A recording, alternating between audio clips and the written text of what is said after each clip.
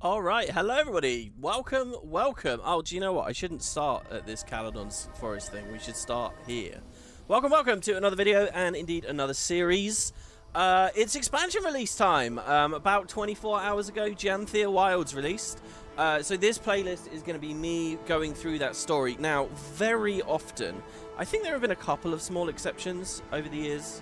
By the way, you guys will have to let me know if the audio balance is alright, because I was told in yesterday's stream that it was like a bit off. Anyway, very rarely do I play this game blind. You know, I've done some blind series before.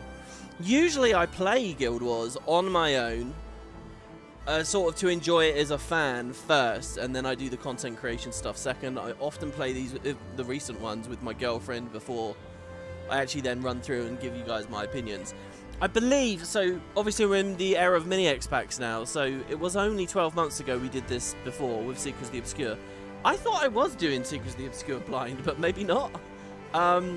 Anyway, so this is a bit different. I'm going to do it blind this time, and there's a bunch of different reasons for that, but one of them is I do think that, okay, alright, I'm going to, all chips on the table here. If this is not very good, I would rather the series I put up be me genuinely excited and it's new exploration and I don't know where the story's going, it's all fun, right? Because the first playthrough is pretty much guaranteed to be good, at least for the first good long while before we figure out how great it is. So I want to do it that way, and then, you know, that leaves us space to do other things. So yeah, blind Guild Wars content. And it's funny, you know, like, my account name in Guild Wars is not WoodenPotatoes. I didn't have the WoodenPotatoes character name for years. I always sort of viewed the content creation as the second thing to just playing it and being a fan of it, and that might have swapped a bit in recent years. But there you go. So, Janthir Wilds. Now, on the note of negativity, this thing's been reviewed quite well, so this is quite very good. So, who do I imagine is watching this video right now? Well, we got the people who are watching this here live, but I'd also like this to be kind of a series that's fun to watch in future months and years and so on. So to anybody who's checking out the playlist there, hello, and please feel free to leave a comment. So for a bit of posterity, so that we understand the vibe at the moment, Seekers of the Obscure launched the first mini X-Pack. It was their first one, and they obviously had kinks and production things to iron out and stuff, so it wasn't going to be perfect, the first one. I think it released reasonably well, but then we've just lived through 9 months, well no, we've lived through 12 months of post-patch era, the equivalent of Living World, and they've been a real letdown for a bunch of different reasons. But so basically, to read the room right now as I speak into the microphone, just before Janthir Wilds, I've become very disenfranchised with Guild Wars. Very, very. The WoodenPotatoes speaking right now is hugely disinterested in the game compared to the WoodenPotatoes that's covered the launch of POF and Heart of Thorns and all that. You know, it's crazy. So we're kind of at a bit of a low bar, and that's why I'm kind of concerned that maybe Janthir Wilds wouldn't be very good. However, people are reviewing it very well, and they're very excited about it, and it's been infectious. The past 24 hours have been very infectious for me, and I'm kind of like, oh, okay, I want to get in there and play. So I'm genuinely really enthusiastic about this. As I've mentioned in my coverage of Janthir Wilds, sporadic as it was, I do like housing systems in games. More and more as I've got older, I've really enjoyed base building games and games where I get a place to construct my stuff. I really liked the Guild Hall stuff, such as it was accessible. Very difficult to be accessible in Guild Wars in years past because of economy and stuff. But I've liked the Guild Hall stuff, so homesteads are a really big feature that I'm very excited for. And something else dawned on me.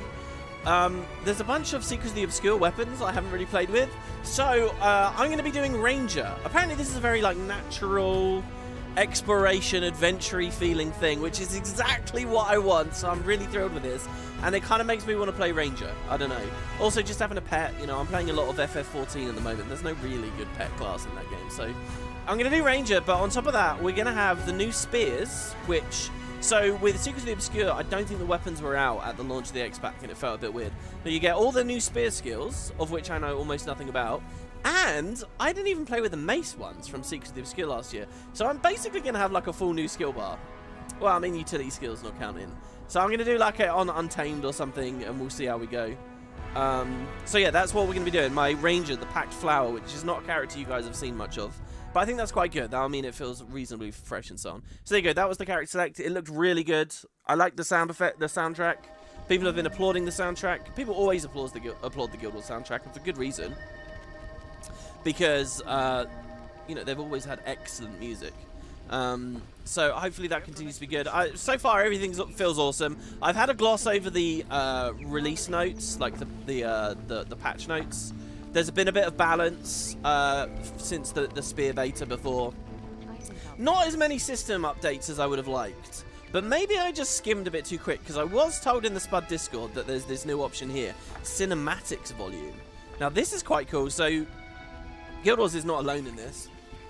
Lots of games have problems where they do in-game cinematics, where if you like chunk the effects volume down, you might have problems in cutscenes because like the sound of an avalanche or something in a cutscene now sounds really terrible, and the balance is all off. You know, they what's the word? They master the cutscene audio, assuming all the sliders to be at a certain place, and then it gets ruined. So ArenaNet have added this now, and I didn't see that in the patch notes. So, but this is the kind of system stuff I like to see with the game. Looks like it could be really good. Does that mean they've gone back to all the old cutscenes as well, and they've bound them to a specific slider? I'd be very impressed if that's what they've done, but I don't know. I can at least assume that the new Janthir Wild ones do that, so that's good. As for other stuff, I don't know really, guys. There was just a bunch of like smaller things. If anyone's got anything else major. Oh, another cool thing. This was also being discussed on Discord. When we open the Janthir Wilds achievement area, they've put this in called the Janthir Side Stories. So this is very good. I was talking about this just 2 days ago on the last Secrets of the Obscure stream. You know, there's this whole thing, should Guild Wars have a quest log? Because the game was kind of built on this idea that dynamic events could do everything. It's very clear that they can't, but everything's been bundled in achievements. It's all a bit of a mess. There's really good content at the end of End of Dragons, and the content at the end of Secrets of the Obscure looked pretty good as well. But it was all buried in weird places. They've got a specific side stories category now. So main story stuff and then the side stories. So we might be able to track and follow this quite well, both in our playthrough but also for other people. What I think just needs to happen, right, is this needs to not be here. It needs to be a new tab. A new thing that I can click at the bottom, and it says like quests or something, okay? Well, don't call it quests, call it side stories, and put them all there. Anyway, and then like with maybe a slight different coat of paint, you know, to style them differently. So there you have it. What else is there to say? Well, first of all, hello to everybody in the live chat. It's nice to see you guys have made it. Yes, this was a properly announced stream. Well, I had a donation already. Thank you. Yeah, I will absolutely. Any donations. So the other thing is I've barely been streaming recently. Any donations or anything like that, if I miss, just nudge me because I will read them. Thank you, Zachary. That's amazing, and that's very generous of you straight away. You're going to have to watch this later once you get a chance to play. You just want to say have some fun and good to see me streaming. Cheers. Thanks very much. Yeah. So apparently on Twitch, there's Twitch drops and stuff at the moment. I'm not dual streaming. That's something I'm going to be looking into as I go forwards. Ranger has such a good weapon kit in general. Yeah, I was really close to playing Warrior. Because when I thought spears, always, I thought Warrior with a spear, Paragon. I've always been excited about that, and that's basically what's in. But people in Spud were telling me that it's not necessarily great. So I'm going with this instead. Speaking of which, let's actually equip our stuff here. And I actually don't have 2 legendary maces, I don't think. Oh no, I do. I have the Moot and I have Eureka. I do. I have Gen 1 and 2. So we're going to do Mace, and believe me, I'm completely unfamiliar with these. All I really remember about this kit is that it's kind of like a hybrid. By that I mean like it's like a bruisery kit, and you get stacks of like, I think it's called Nature's Fortitude or something, that make you heal and do damage, and that it ramps.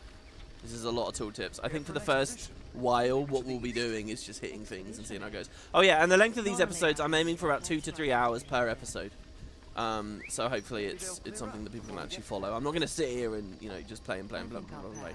Okay, so, yeah, and then the spear, but I probably need to actually unlock that at some point. So we'll start with maces, and that'll be new and fun. Now, what stat set should I go with for maces? Do you guys have a recommendation? I guess I'll do Berserker for now. We get high HP pool just by default on a ranger, and we have a pet taking aggro off of us. Oh, I thought I selected that for both. So I think starting just on Berserker's fine. It's not like I need to go Selly or something. Okay, all of these have nothing. Oh! Yeah, no, that checkbox should say apply to all equipped weapons. That is what I swear I clicked that a second ago. Okay, cool. We don't have sigils either at the moment. Which is always so tedious to set up. But we'll put a Force sigil on.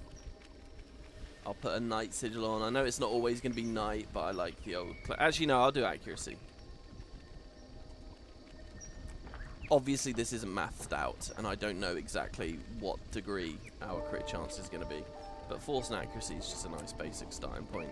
And I'm kind of just excited to play around with pets and stuff. I don't have the Secrets of the Obscure pet unlocked. It's at the end of the final meta, so it's not something I can just go grab. Also, on this template, I never had a relic on. And what do we want to do? So here, by the way, we see a little bit of the new UI as well, obviously. The legendary relic doesn't automatically unlock everything for you forever. This is really good. I've been a huge advocate of this idea for a long time. So I think that okay, let's not get into a massive argument about the legendary armor. Okay, but basically the fact that the idea that they could put in a bunch of new cool content that unlocks interesting new gameplay opportunities, but I just get it for free immediately anyway, because back in 2017 I unlocked a thing. Like, I think that's awful for the longevity of the game. So what we have here now is it instead says some relics remain to be collected, 6 of them.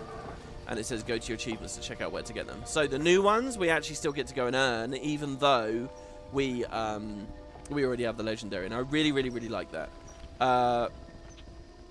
But yeah, I don't know. What should we do? Oh god, I don't know. I really don't know. We could do something fun and weird. Should we do speed? Is speed still what I think it is? Is it still as strong as I hope it is? So it feels like we have super speed as we run around everywhere? Oh my god, stuff's going on in chat here. Oh my god, YouTube's crazy. You know that intro, by the way, that intro was from Mr. Modius. Beautiful, updated it already with the new Janthir Wilds soundtrack. During that intro, which is only 2 minutes long, YouTube was always telling me, hey, now's a good idea to put some ads on. Imagine that! Unbelievable.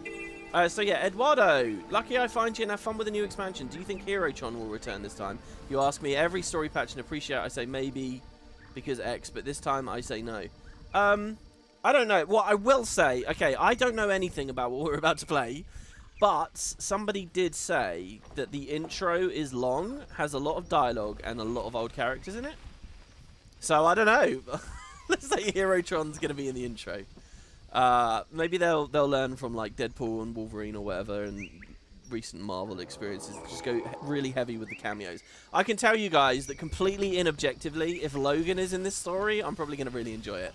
There's no there's no logic to me saying that. But, okay, there is a bit of logic. I think I missed some of the old cast in Secrets of the Obscure. They cut away a lot of the old cast, I guess to give them a bit of a break, post-EOD. But I missed them. I really did. Well, not all of them, but a lot of them I missed. And so it'll be kind of cool to see the Wizard's Tower characters interacting with the old guard. And speaking of that, so where are we in the story? Well, it's a bit of a weird one, because... You know, we had the Dragon Saga, which concluded with End of Dragons. And it felt like the first story after that was supposed to be kind of a fresh start sort of thing. Like, maybe one of the justifications for ending the Dragon story is so that you can get new players on quickly because they don't have to follow the whole story of what's going on with Aurene and all that, right? So they get rid of all of that stuff and just give us a new adventure with lots of new characters, i.e. the old cast isn't around. But the thing is, a lot of the best things about this story was related to Guild Wars 1 lore and like really, really decent like old stuff like to do with the Scepter of War and whatever. And now, and so the other thing is, okay, we don't want to do any more big sagas. We're just going to do individual stories. But the thing is, I think a lot of these new characters are going to appear here. Agreed. I don't think the cliffhanger basically is... I mean, they were so hands-off with the teaser as to what the hell this is all about. There have been a lot of hints about the fact that the Mursaat probably used to live in the realm of dreams. And what are they doing? And the fact that, like, the world spire is broken, so the barrier between Tyria and other dimensions of the mist is frayed. The concept art has shown a Titan. I'm really excited about Titans. So... the island itself has been this mysterious place on the world map for years and years and years that looks destroyed and ruined, just like the Fire Island chain. Well, not just like, I suppose. We don't see any calderas or visible lava. It is bizarre for me to look at this. Look at this! We see people there! Oh my god, a bunch of guildies there already. I'm assuming this is a meta or something, since there's 4 people there. Oh my god, it's crazy. People are at the Isles of Janthir, baby. And then there was a tiny tease that basically Livia, who was hanging around the Wizard's Tower, she was recalled to Crater right at the end of the story, inside dialogue. And I did a stream about this 2 days ago. Livia got brought back. So I'm guessing. I'll give you guys my little speculation as to where this is going. Oh yeah, and then in the footage and stuff, it's all been about Kodan that we're here. Do you remember the Kodan fled the Arctic, the Tyrian Arctic, from Jormag way back in the day on their great icebergs, and I guess the idea is some of them landed here, and maybe even here as well. So they're kind of an influence. Yeah. So my prediction is this where I think it's going to go, or is this where I want it to go? I'm not sure. But I'd like it to end up being about a Titan crisis. I'd love to find a civilization of Mursaat. I would like... Okay, so I've been told that this is kind of like adventure-y and chill and fun. So I would like this to feel kind of vacation-y and relaxed and just cool. By the way, this is bizarre seeing people at Delta here as well. When we actually get there in-game, I'm sure it's not going to look as vast as I always imagined it to. But hey... kind of chill, but then I like to imagine the expansion is going to put its game face on here, and suddenly we'll be in deep shit here. How they structure the end, I don't know. Are they going to try and do so like this? Seekers of the Obscure had an issue, and I actually discussed this issue with you guys before it came out, if you remember, which was basically they're going to give us the bulk of the story at release, and then they're going to trickle out the end of the story. So it's like you have an ending and then another ending. And I guess they'll do the same here. So we're going to have a big bad and then another big bad later. I'd like to see them handle that a bit more deftly. But we'll see. I don't know. For tangibles beyond that, I'm not sure. If Titans are in it, and given that they expand on the Scepter of Orlor, I think we'll see some Scepter of Orlor stuff here, which will also be very exciting. Oh, and because of the whole Livia thing, I'm assuming it starts in Crater. I'm assuming I'm going to go to Divinity's Reach or something. Alright, that's it. That's the whole preamble. There you go. That's the intro. Let me just come back to chat here. Because we had another donation here. This was from Ryan. Thank you for your generosity, everybody. Thank you very, very much. So, it's a great day to watch WP. My life is worlds apart from where it was when you first started watching my stuff. But this is like stepping into an old apartment and having a million memories flood back. Cheers. Yeah, I mean, I know exactly how you feel. Because I have that with a lot of YouTubers. And a lot of people I watch. So, hey, if this gives people a little bit of happiness... then that's awesome. Okay, so, yeah. Oh, I feel terrible. The only people's messages I've read have been donation messages. Just outside the city. Yeah, that's how it works now, guys. There's a launch trailer on the blog post. Oh, shit, is there? I don't really have it set up that I can quickly throw that on stream. But we might do that at the start of episode 2. That could be pretty cool. Yeah, there was also a blog post, guys, just for a bit of weird newsy stuff, where they explained that there's actually going to be 4 maps for this expansion. The idea was to have 1, 2, and then the third one over the year. But they've decided, and it was going to be in like 2 halves or something, I think they said. But they've decided that, like, why do this? Like, just make this a full map and this a full map in terms of, like, how the loading screens and stuff work. And they can... which is just smart. I think it's smart on a technical side for them, and it's a better billing for the expansion. So yeah, there's 4 maps to this X-Pack, not just 3, 4. And it's really well structured, guys. It's this release. In 3 months, there is the Raid Wing, which is very exciting to me, and hopefully a lot of people as they get into it. Plus the Convergence casual exploration version of it. Plus the Legendary Spear. So huge endgame patch in 3 months, which is good, because people will be just still... hopefully this stuff will still feel fresh enough. And then the next patch is a new map, and then the final patch is a new map. Like, that's a good... forecast for the year. Man, I like drawing on the screen. Okay, seriously, enough preamble. Oh, okay, and the color scheme is like a deep blue now, I guess.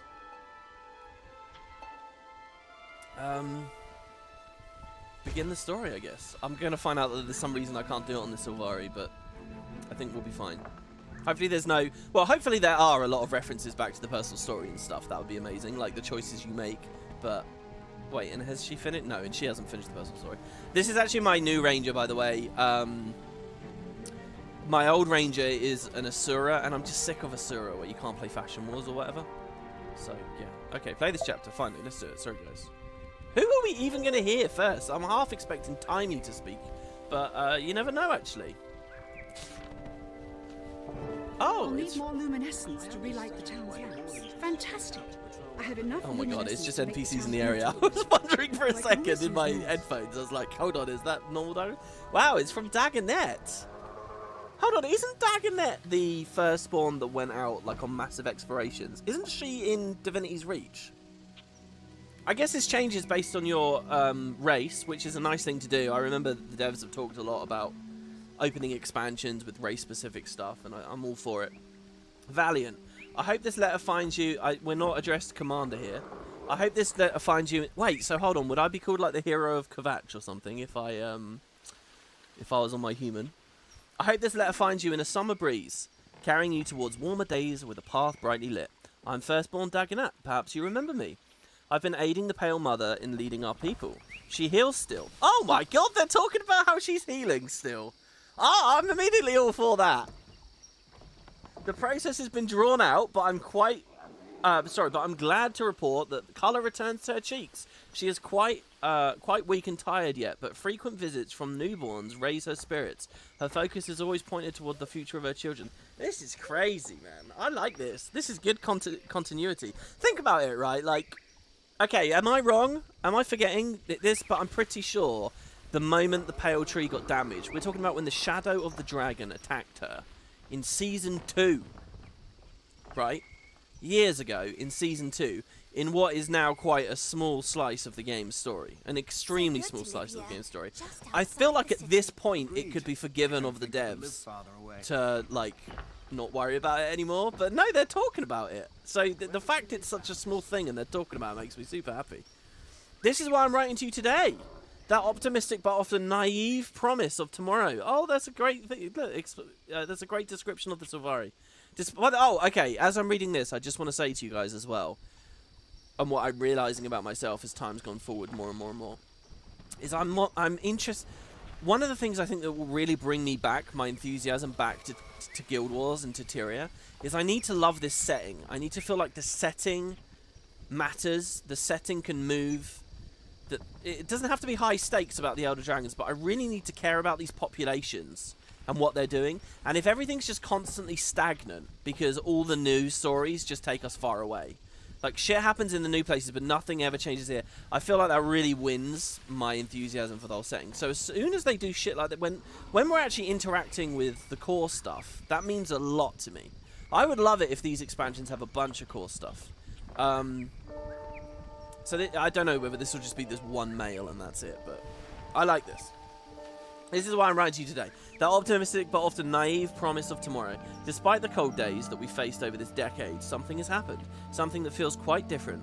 And while it's a curious motion, I hope it will be good for our world. Leaders have started speaking on even ground about our shared ailments and woes, our strengths and even our needs. Okay, a bit sappy. Personally, I attribute this sudden action to the demons and their rampage across our lands. The Tyrian Alliance will be holding its first summit shortly. Let us meet and discuss a plan. The Tyrian Alliance. So, because there is no pact. Is the pact gone? I think it is, right? There is no pact anymore. So we got sort of our new thing for this. Okay. See, I like this. I call this a bit sappy or whatever because to me, I haven't really seen any conflict or friction between the major races of Tyria for years. If ever. I mean, let's be real. But no, okay, so, let's see what we got. Sorry, I got a bit quiet there because I'm draining a cup of coffee before it gets too cold. Because somehow we've nearly been half an hour. Do you know what? I love seeing the green arrows as we walk across the minimap. It fills me with nostalgia for the personal story. I want to say he will orgasm over this patch, but wow. And it's not just a patch, it's an expansion. I haven't seen you around Let's in a see. long time. Yeah, does the patch still exist under Logan? See, I'm not sure actually on the exact fate of it. Setting is huge, 100%. I'm glad you agree, Creef. I've really noticed that. I've noticed that over with the FF stuff as well, I think. I think there has to be a good amount here in Core Tyria. Because it's like, what are you invested in at a certain point, you know? And obviously, that kind of I'm not going to say contradicts, but that's a very difficult juggling act with my other main thing that I want from this game and from this story. I want adventures to new places. I want to, you know, go on journeys. And it's like, well, you can't deliver both things with the one thing. So you need breadth. You need a lot to give people to experience. All right, so who we got? So this is Dagonet. Okay, I'm not right. I think I was thinking about Niam, maybe. Who's the chick at the observatory? I can't remember. Anyway, Dagonet's a guy. I thought it was a girl. Ah, you've arrived. Hello. Dagonet, should you not remember the face. A firstborn. The pleasure is mine. Have we crossed paths? Briefly, at least. I was in Siren's Landing. Traherne and I, we were great friends once. I've carried on with his studies. Your haste is appreciated. Our kind come and go from the Grove these days, but we've no time to linger. We've business to discuss, Commander. I would like to extend an invitation to the Tyrian Alliance. You've many allies in this world, a beaming reputation. Your letter mentioned as much. Sounds formal. Formal indeed, and I'm not surprised. Our world's leaders haven't gotten together in a long while. Those beasts, the rotten walkers, they roused something in us. I only wish that rousing happened sooner. The demons. Yes. You've been elected to the council unanimously, as you seem to have been involved in, well, quite a bit of this. Oh, Not man. long from now, we'll be meeting in Lion's Arch, in neutral territory. Sounds like the event of the century. It might very well be. That is, until we face another world-ending disaster. Got a few of those left in you, I assume. We've cowered beneath Mordramoth's shadow too long, and the worm is dead. Maturity is needed, for all of us. Here's your invitation, signed by the Queen of Kryta. Oh my god, that was really good dialogue. Fuck this whole thing of like clean break from the past, new players that don't need to understand the story. There's like 5 quick-fire references to old things that happened there, and I was loving every single one of them. Oh my god, that's a good intro. You know, I love that we're here. The last summit we had was here at the Grove, wasn't it? With the attack, so it's kind of amazing that we are here on the Sylvari doing this. Also, I love that all these other players here are naturally, of course, all Sylvari. Also, that guy looks very cool. Was it Guild Wars that added the... Was it this game that added the option to hide everyone standing near NPCs? I don't think it was it? It was the other game. Alright, well, never mind that. We'll try to get a good look at the NPCs regardless. I loved that, man. They talked about Siren's Landing. We heard about Traherne. You give me the word Traherne in voice acting in modern Guild Wars 2 story, I'm like immediately giddy. Okay, so what we got? Prologue, the Tyrian Alliance. Attend the summit. And the summit is in Lion's Arch, which is obviously a great ground for that. What's this? While I was busy helping Zodja and the others in Amnitas, the rest of Tyria didn't slow down. It never does, and it probably never will. We're just too stubborn. But some of Eparch's loyalists slipped right past the Astral Ward's defenses and attacked some of the Tyrian cities. Yeah, see, I don't remember actually seeing this in Secret of the Obscure. Maybe in some of the side story stuff that happened. Maybe my lack of doing really good coverage, it happened. I don't think it really did, though, did it? So the expansion didn't really have the scope to show that. But that hasn't scared them away from talking about it in the story and building it into the setting, which I think is great. Nothing too catastrophic from what I've gathered so far, but the Cryptists certainly didn't go unnoticed like we'd hoped they would. They didn't know what the Cryptists were or what they wanted, but their presence rattled the rest of Tyria enough that action was taken. Or at least the table was laid. Dagonet handed me my official invitation to the Tyrian Alliance. Leaders started talking to other leaders, plans were put into motion. I don't know all the details yet, but it seems to be a pretty admirable cause, if not a little optimistic. After everything we've endured, I guess the world finally decided to grieve together. Elder dragons be damned, no one's going to let a couple of demons take them out. The Alliance's first summit is imminent, and even if a part of me is borderline skeptical of what that means, I guess I'm headed to Lion's Arch to make my own assessment. I've got to stop doing this thing where everything I read feels like meta text for like real life development stories. They're referencing the rift hunting? Oh, you're right. Of course you are. Yeah, okay. So yeah, it did do it, and it made it a big feature as well. And I did a fuck ton of rift hunting. I do admit, I don't have the title where you do every single possible rift in every single map. That was a hell of a... Oh my god, wait. Are we gonna get Dougal? Holy shit. Okay, I was thinking... Do you know what I honestly thought? I thought we were gonna have the summit near the you know, the old fountain in Lion's Arch that was built by all the races, and when you try to get Destiny's Edge together, you hang out there. You guys know the place. That's where I was thinking we were going to do it, but of course, no, it's New Lion's Arch. And hold on, New Lion's Arch... You guys are going to remember, okay, like, quick crash course history. New Lion's Arch came in right before HOT. HOT was doing a lot and biting off more than it could chew. But it was trying to do a lot of fun guild stuff. There are a lot of new reworks for the guild systems, if you guys remember. Part of that was the new guild halls and all that. But they added this area, right, the guild initiative, and they put all the guild initiative lore in. It seemed like it was going to be kind of like a hub in a way. If you guys remember, in Old LA as well, the dungeon vendors, Dougal Keane from the novel was there. They moved Dougal into the guild initiative. And I've always been like, oh, I'd love to see Dougal do more stuff. Oh, and well, hold on. So, is he going to be in it? Is he going to be at the start of the story? Tyrion Alliance. Come in.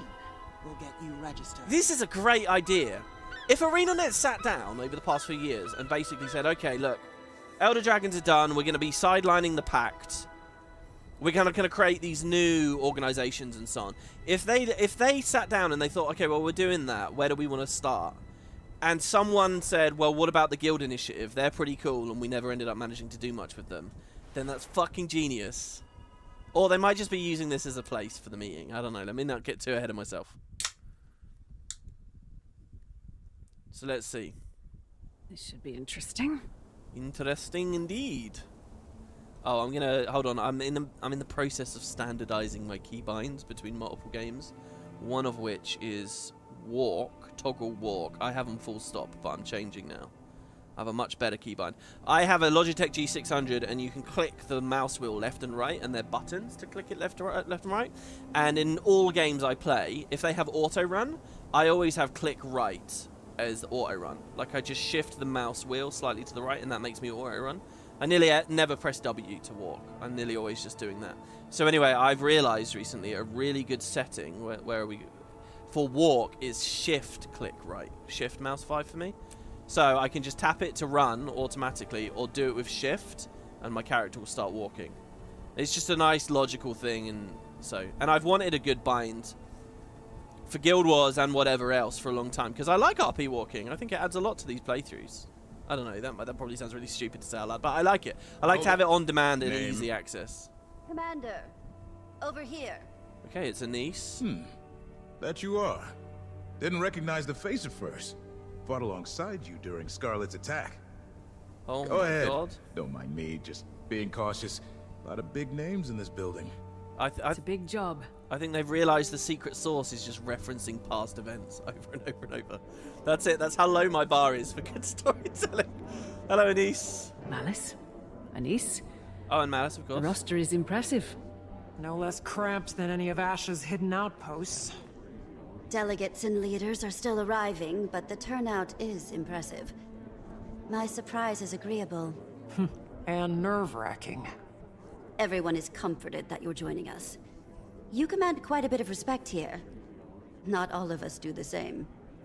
I don't know if that should make me nervous. You're modest. Save that irascible demeanor for negotiations, Imperator. Irascible? Go on. Hold on, Mingle. As soon as a few more arrive, we'll get started. I've always said that word, irascible. Is it really irascible? Oh my god. I need to actually try and get that to settle in. I've always said irascible. Did I see that the G600 got discontinued? What, recently? I remember last time I bought a G600, which was like, oh god, 4 or 5 years ago. It was really hard to find one on Amazon. It was like, so I had to do that, you know, like third-party sellers can sell on Amazon. I had to go like via that, and because they were like all sold out and just gone. And I realized at that point, like I might be on borrowed time with it. It is funny to think, you know, MMO. Oh my god, Ellen Keel and Lawson Mariner are here. Oh, they've even got Lawson Mariner. They're thinking about the leadership of Lion's Arch and stuff. Who's coming in? Oh, we have people from, we have Sun Spears and people from Amnoon. It's Zaim. It's literally Zaim. Chief Counselor Iman. I think she's a, Amnoon. Holy shit, this has got vibes of like the end of an expansion, doesn't it? Caldris, Sparrowhawk. Don't really... She's in End of Dragons. She's, at the Eyrie, right? In Echovald, I think. Caldris, maybe? Is anybody else coming? I was just sitting there talking about the G600 and suddenly we're getting these interesting tidbits. Oh my god, I love that they picked this place. I'm going straight to Dougal. Fuck all this. Is he here?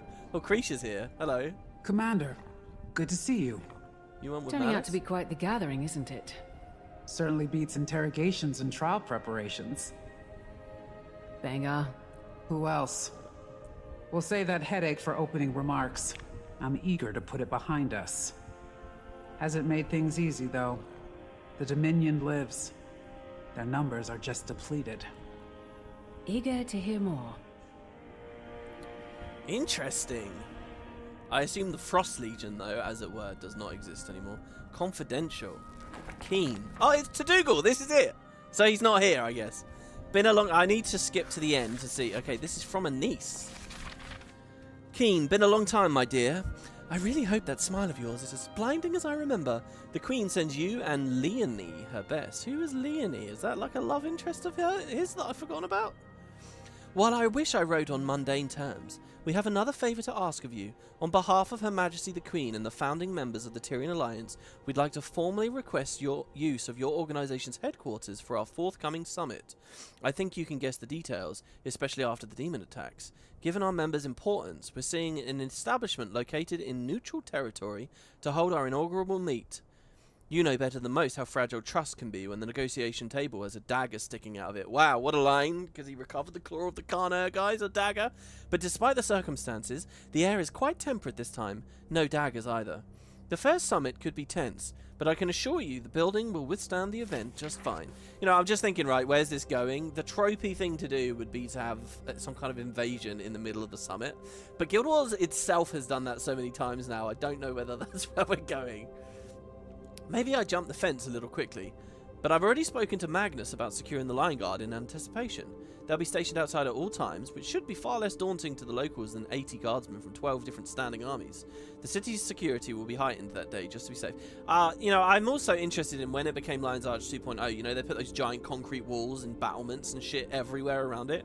You know, in the history of this franchise, Lion's Arch gets attacked constantly, and I've always liked the idea of a Lion's Arch that gets stronger. And stands up for itself really well. They could have slipped a little note in there that, hey, Lion's Arch is pretty fortified these days, but hey, maybe that's more of just a thing in my head than in reality, though. We've come a long way since the treaties, Dougal. I'm not known to daydream, but I wouldn't let Her Majesty hold council with a room full of ulterior motives and competing personalities if I didn't think the risk was worth the reward. I've woken up to too many mornings dreading news of more death and destruction. I'm tired of it. Thankfully, everyone else is too. This is kind of has a vacation, happy ending vibe to it already, right? When Kree, the paragraph swirls before your eyes, dispersing like dye and water. Must be some sort of mesmer illusion. Whatever it says, this last part is for Dougal's eyes only. Wow, nice. I look forward to a prompt and positive response, Countess Anise. I like this. Very interesting. I guess we'll figure out what that is all about in just a second here. You know, it's like the passage of time has happened, and I think that's so important. I wonder, I feel like, though, I'd like to see these characters a bit older as well, talking about being older, looking older. Can we get, like, Old Man Logan arc? Or Old Man Ritlock arc? I should say Old Man Logan. No, Old Man Ritlock is what it should be. You know, at least, like, I've been feeling that in FF as well. Like, Alphino should be older and stuff. Oh, he is here. Hello, dude. Just hiding away. You here for the Alliance meeting? It's downstairs. Are you not joining? Let them use the building as enough participation for me. Not huge in politics. But hey, I'm not arguing with the gifts they've brought. Canthan spices, dried fruit from Alona. More of a consolation prize than a perk. Hurry things down there, will you? Will do, Dougal. This is interesting to read, right? Like, for years in this franchise, you get a line like this where they reference Cantha, they reference Alona, but they're not playable. And now it's like, been there, done that with both of them, you know? So it kind of, the line feels very different as a Guild Wars mega nerd. Anybody hiding way upstairs? Oh god, I've somewhat got the impression that this is a long as hell instance as it is. And here I am exploring the very crevices. You never know, guys. Well, that makes me happy. That there's Dougal dialogue within the first 10 minutes of the expansion. Yeah, I know we're in an hour in, well, 40 minutes in for me, but still. This blueprint's interesting. By the way, we have Guild Wars 1 audio right now, and it's making me very happy. I'm gonna crank that up a bit. Okay, so who do we want to speak to next? I guess Jenna feels very important, but maybe not so, actually. She's marked with side quest notification. Not side quest. How should I phrase that? Optional objective. Hello again. Oh, and it is a genuine pleasure to see a familiar face in unfamiliar lands. Welcome, Commander. I'm glad to finally have a meeting under less dire circumstances. An Empress and a Queen. Dangerous combination. Queen Jenna has been instrumental in Cantha's integration. I'm eager for these meetings to commence. All I've done is make introductions. With every trade organization and leader between the Shiver Peaks and the unending ocean. Such modesty. What? I'm hoping that today is productive, if not educational. What if somebody gets assassinated? I can promise. But we don't know who or how. It's not a massive attack. It's like a whodunit. Also, actually hearing Empress Inn's voice acting as well. This is good. Commander! Goodness, how delightful it is to see you out in the world! Outside of Cantha, the smells, the sights. Look, you might think that's an obnoxious voice. That's honestly how I remember her speaking. It's good to see you too, Ayumi. It was an honor to join the Empress here. As leader of the Kestrels, I've become somewhat a voice of the people of Cantha, especially those who live outside the city. That's excellent. How has the recovery process been? Growing pains? There's still a thick line between developed Cantha and the rest of us. Plenty of lingering anxiety surrounding J-Tech too, but Inn has made it a priority to unite the Empire. We all have to start somewhere. And will Inn speak? No, she refuses to even look in my direction. Hello, Keith. Sister. Oh, and Dagonet. It's been far too long. Commander, I'd heard you'd been invited. Glad to see you again. Keith is joining me as counsel. We've both a stake in seeing our people thrive after everything we've endured. We have endured a lot of pain. How are you doing after Aureen? Some days are melancholy, but she still guides me. I'm needed by my people. That has given me purpose. That they do. Keith has been vital in our pursuit of healing. We've all experienced a bit of an identity crisis after Maguma. We're well on our way, but we've problems to solve for yet. I've no doubt we'll overcome. This is like little Savari corner here, isn't it? Yeah. See, I like walking, but the instance is just a little bit big for us to walk all the way over there. In a perfect world, I could like do a lore rant while we swagger our way to the next spot. Oh, what's this here? Invitation to the Tyrian Lions. To the great house of the Dominion of Winds. Do you know what? I have not thought about the Dominion of Winds for a long time. When did I last think about this? Probably a year ago. In the lead into Secrets... Certainly the lead into End of Dragons, obviously. But in the lead to Secrets of the Obscure, we would... Do you remember I did a flurry of videos, maybe 15, 18 months ago? Where we talked about things that the mini X-Pack might do. And as always, I was talking about new playable races. This is still a big question mark, which is excellent for this franchise. Do you know what? If I was ArenaNet, I wouldn't put anyone there for a while now. Because this is like the Wizard's Tower now. You know, this is a really nice thing where it's like, okay, at some point when things get dire, you can pull that out of the bag. But what do they say here? To the great house of the Dominion of Winds. Well, hold on. I thought there were multiple houses within the winds. Like there's the northern and the easter winds and the southern winds, whatever. It is with the highest respect that the founding committee of the Tyrian Alliance would like to invite the Tengu of the Dominion to join our organization of trust and dignity. Oh, please, are they just still isolationists and they still say fuck off? I think that would be really cool. We hoped for a brighter tomorrow after the passing of Su-1 marked a new era for Tyria, but something pushed back on that hope when a series of demonic attacks left our people and our homes in peril. Although these attacks have recently waned, their source has not yet been discovered, and until it has, we're vulnerable. But from that, see, oh, look at this. They're all ignorant. Hold on, are we going to take the stand? And they're going to be like, all right, what the fuck's going on? And we're basically going to have to... Okay, what's the situation with me and Isgarin right now? Am I sworn to secrecy on his behalf? Am I his patsy? Like, if someone asks me, the Packed Flower, what's going on over there? Where is it? Who am I obligated to? What's my duty? And Isgarin's a careful, pragmatic guy. Surely I'm under his thumb. I mean, they haven't really discussed any of this stuff. Oh, do you know what? Okay, prediction for in a couple of minutes. I think Isgarin's going to gate crash.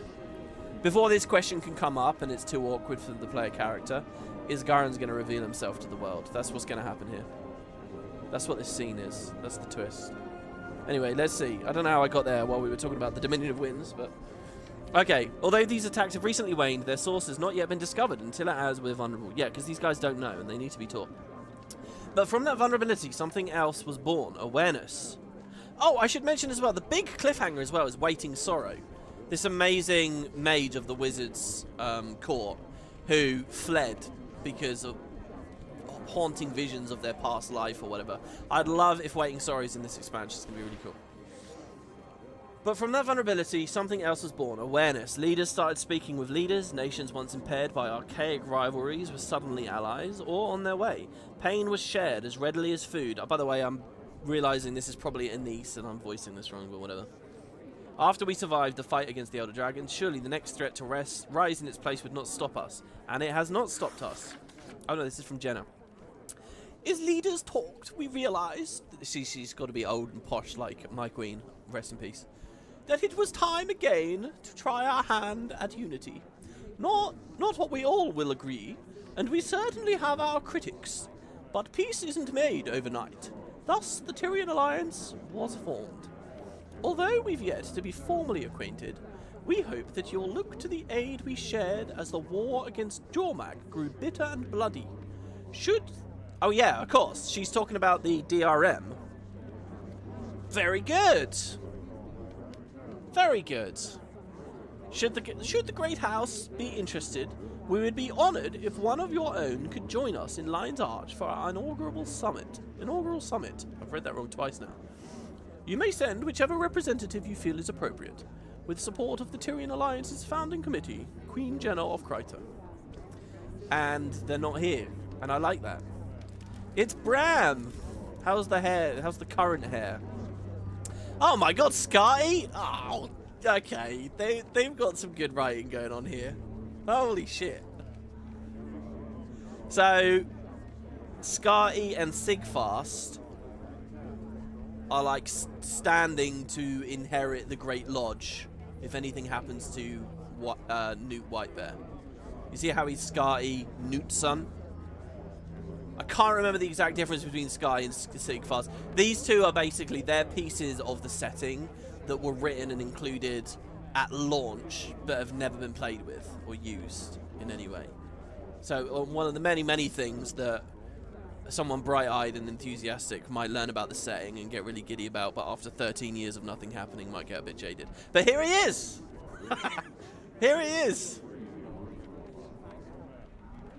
You tripped up on ignore. What the hell is wrong? Inaugural thrice. Oh, I'm glad I'm not alone. Hello, Bram. Commander! Bram. He lives and speaks. Bram is representing Kragstead, acting as my good. own advisor. Are you living at Kragstead again now? Oh, I don't mean to gawk. Gawk all you need. I went home for a while after. The whole thing was an accident. One day I'm patching homesteads and caring for lone wolf pups, and the next I'm, well, here. Leading an entire village. I'm impressed. He's modest. He proved to be the leader Kragstead needed, and irreplaceable while I've helped take on more for Newt. A natural leader, oh boy. Stop. I'm glad for you, Bram. Air would be proud. Talk about his dads. Oh my god. Borge the Sun Chaser? It's not very sunny, this expansion, though. Maybe we'll deal with Borge later. Oh, this is good. ArenaNet reminded me about a lot of cool stuff about this setting. I like this. So Caldris, hold on, you're not from the Dominion of Winds, you are. Oh, okay, that's who Caldris was. Caldris was that other annoying Tengu with the crazy voice. This was the Tengu youth that we met in the DRM, in the Icebreed Saga. Like, one of the nice bits of the Icebreed Saga while everything was exploding. We did this DRM here, basically. That's who you are. I remember now. And it says, literally, Dominion of the Winds, Royal Messenger. So I guess you guys did come. Alright, and maybe you'll have something to say in a minute. You've got your notes, your speaker's notes. Little story about me. When I did public speaking in real life, you know there's that thing in cartoons where people get nervous and their knees shake, like their legs wobble because they're shake? I always thought that was just like a cartoon thing. It's absolutely real. And it's happened to me once in my life when I was really nervous. I was like, oh my god, it's hard to stand. For some reason my knees are shaking. Like I had that much adrenaline and fear. It's not that good at that. Too nervous. Oh, hi, that's a face I haven't seen in a few sunsets. Commander. Spear Marshal, and that's funny because that was to a room so much smaller than what I do on like every video I make, you know, in theory. Anyway, Spear Marshal, what a pleasant face to see. Are you here with Imam? Zaim, Commander, drop the formality. It's nice to see it's nice seeing your neck of the woods for a change. And yeah, I'm here with Imam. The Sun Spears have left their expertise and protection to the Elonian delegation. You're a welcome face in this crowd, friend. Okay, so it seems like more the attendants and retainers will speak to us, but not the big characters themselves. Oh my god, Councillor Ludo! Okay, so of the councillors in the High Council, like Flunt, for example, years and years and years ago, you know how I have like character names like Natalie and Liz and Arachnia and stuff like that? I was always interested in getting names that were actually in game somewhere. And my ranger is called Councillor Yak. And Yak and Ludo are like two of the only other councillors. I had an old friend, an old guildie. I have no idea where he is or what he's doing now. It's been years and years and years and years. But around season 1, I had an old friend and guildie who took this name. So I got Yak and he got Ludo. And neither of us ever thought Yak or Ludo would ever have anything to do with any story step. But here we have it. It's funny because I think the old go-to for ArenaNet would be to put Flunt in this situation. But I'm so much happy that they've put a slightly more obscure character. Councillor Ludo, that's a lot of paperwork for one Asura. Couldn't get a single one of those old sacks to put down the gavel and at least try to make friends. Did send me with a giant pile of paperwork, though. That's what I'd like to call the Asuran hello. Nonsense, most of it. Cantha is revealed. And if not for copying Asuran ingenuity, they'd still be decades behind. But we can't hide in our labs. Is that envy I detect? I certainly do hope that you are correct. Oh, I like it. I like that you even observed that this was a young councillor and all the other ones are old. Councillor Yak on my account, my ranger. Oh, if I picked this ranger, if I'd not picked the Sylvari ranger, it would have been Yak speaking to Ludo right now. But anyway, I made him look old. People always say I made him look high because he's got like red eyes. But yeah. Hey, thanks for joining the YouTube membership, by the way, David NTP. There's going to be a lot of these streams and things going on over the next few weeks, guys. So if you're interested in doing that, it might actually be worthwhile. So thank you. It's a weird, fringe, strange feature and a part of YouTube that I don't often think about. But there you have it. Flunt's your favourite? I think, yeah, Flunt was brilliant. Whenever Flunt's been in this story, I've loved Flunt. He's that perfect, like, line of, like, villainous scumbag character, but funny. And I don't think that's always the easiest thing to get across, but they did very well with it. Alright, there we go. And we got an achievement called Rubbing Shoulders. So let's have a quick snoop here at what Act 1 looks like. Of course, this doesn't really tell us much about the length of the story because, you know, each instance might only have one. You might get multiple at once, as usually is the case. It doesn't say anything about instance length. I, Countess Anise, liaison to Queen Jenna of Kryta. Call all representatives of the Tyrian Alliance to council. Feels like Please. Jenna's put a lot more of this as forward. To your places. Of course, that was Anise speaking. By the way, this is where, isn't there a secret room behind that fireplace or something? Why is that in my head, that there's a secret room there?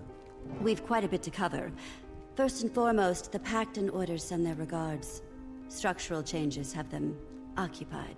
But with that aside, the founding members have come prepared with opening statements. Affirmations of why we're here. I wish As I our could pause. mutually elected emissary, Commander, would you like to determine the order of operations? What qualifies me to make that call? Oh, come on. You've had a hand Well, in fucking just about humble brag. everything Tyria has endured since the retaking of Claw Island. Oh! We approve. I imagine the Pale Mother supports this notion. Sure, have at it. Holy shit, they even nailed that Claw Island is sort of the start, really. And I guess that's true, right? There are events earlier, like saving Kvatch or whatever, but because they're domestic and they're not, like, Tyria-wide. Yeah, what was I going to say? Something about... Oh, yeah, the Orders. That's interesting, because I would have loved the Orders in this scene as well. In fact, the Orders are, like, #1 on my list of, like, things I would love them to do when it comes to, like, going back to core parts of the setting and doing fun things with them. Like if we define a mini X-Pack around a specific story idea, right? Like, you put it in a bucket with a very clear label. Okay, this one was about the Wizard's Tower. This one's about the Isles of Janthir. This one's about the Dominion of Winds, whatever, right? Which is now what I wonder what they might be making next. I think it's really worthwhile saying, okay, this one's about the Order of Whispers. This one's about the Vigil. This one's about the Dermot Priory. As they are today, their ambitions today. And I know that doesn't correlate to some, like, geography, but it doesn't have to give you some adventure somewhere else, you know? Oh, man, this is you know, there's been so much negativity over Seeks of the Obscure, but seriously, the mini X-Packs could do a lot. You know, when I think about, like, weird things that I've sort of lost hope they could ever do, like the map connecting these two. You know, maybe they fucking can, you know? Anyway, I'm getting distracted. Decide on a topic for the delegation to discuss. Let's get straight to the remarks. I have a friend who I'm sure just clicked that straight away. Let's discuss the state of the Sylvari, for I am Sylvari. I am Firstborn Dagonet. Keith and I have ventured from the Grove to represent Sorry, the Sylvari. Shaymor, yeah, Shaymor, The pale yeah. tree sends her Hero of regards. Shaymor, not Kvatch. Her healing has been a slow process, but her spirits remain bright. I've said that and ironically focused on our enough now growth. that I just said it as a mistake now. Our people experienced a deep wound when Mordramoth rose and fell.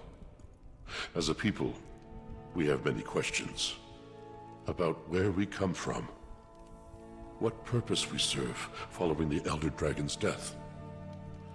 Who are we as a society? Many have decided to leave our home in search of these answers. Finding direction and purpose, that is our focus. As the pale tree heals, so do the rest of us. Oh, this is so... I love hearing them speak about these in, like, a current events context. You know, for me, as a player of the game who saw Mordramoth die nearly a decade ago, it feels dead and buried, and like it was a story that didn't have a good conclusion and left me vaguely unsatisfied. But to now see in this new product here today, the characters are speaking about it as this tender thing that they're still going through, makes the story feel alive and like not a disappointment anymore. I really like that. And they could do that for it. I think that's a really good technique. Swearing WP is weird. Yeah, look, I do swear. I would never script swearing, right? So like a scripted, thought out YouTube video, I would never plan to swear. I don't think swearing's clever or anything. But in normal conversation, I swear. And I'm not a prude about swearing either. So if it comes out, it comes out.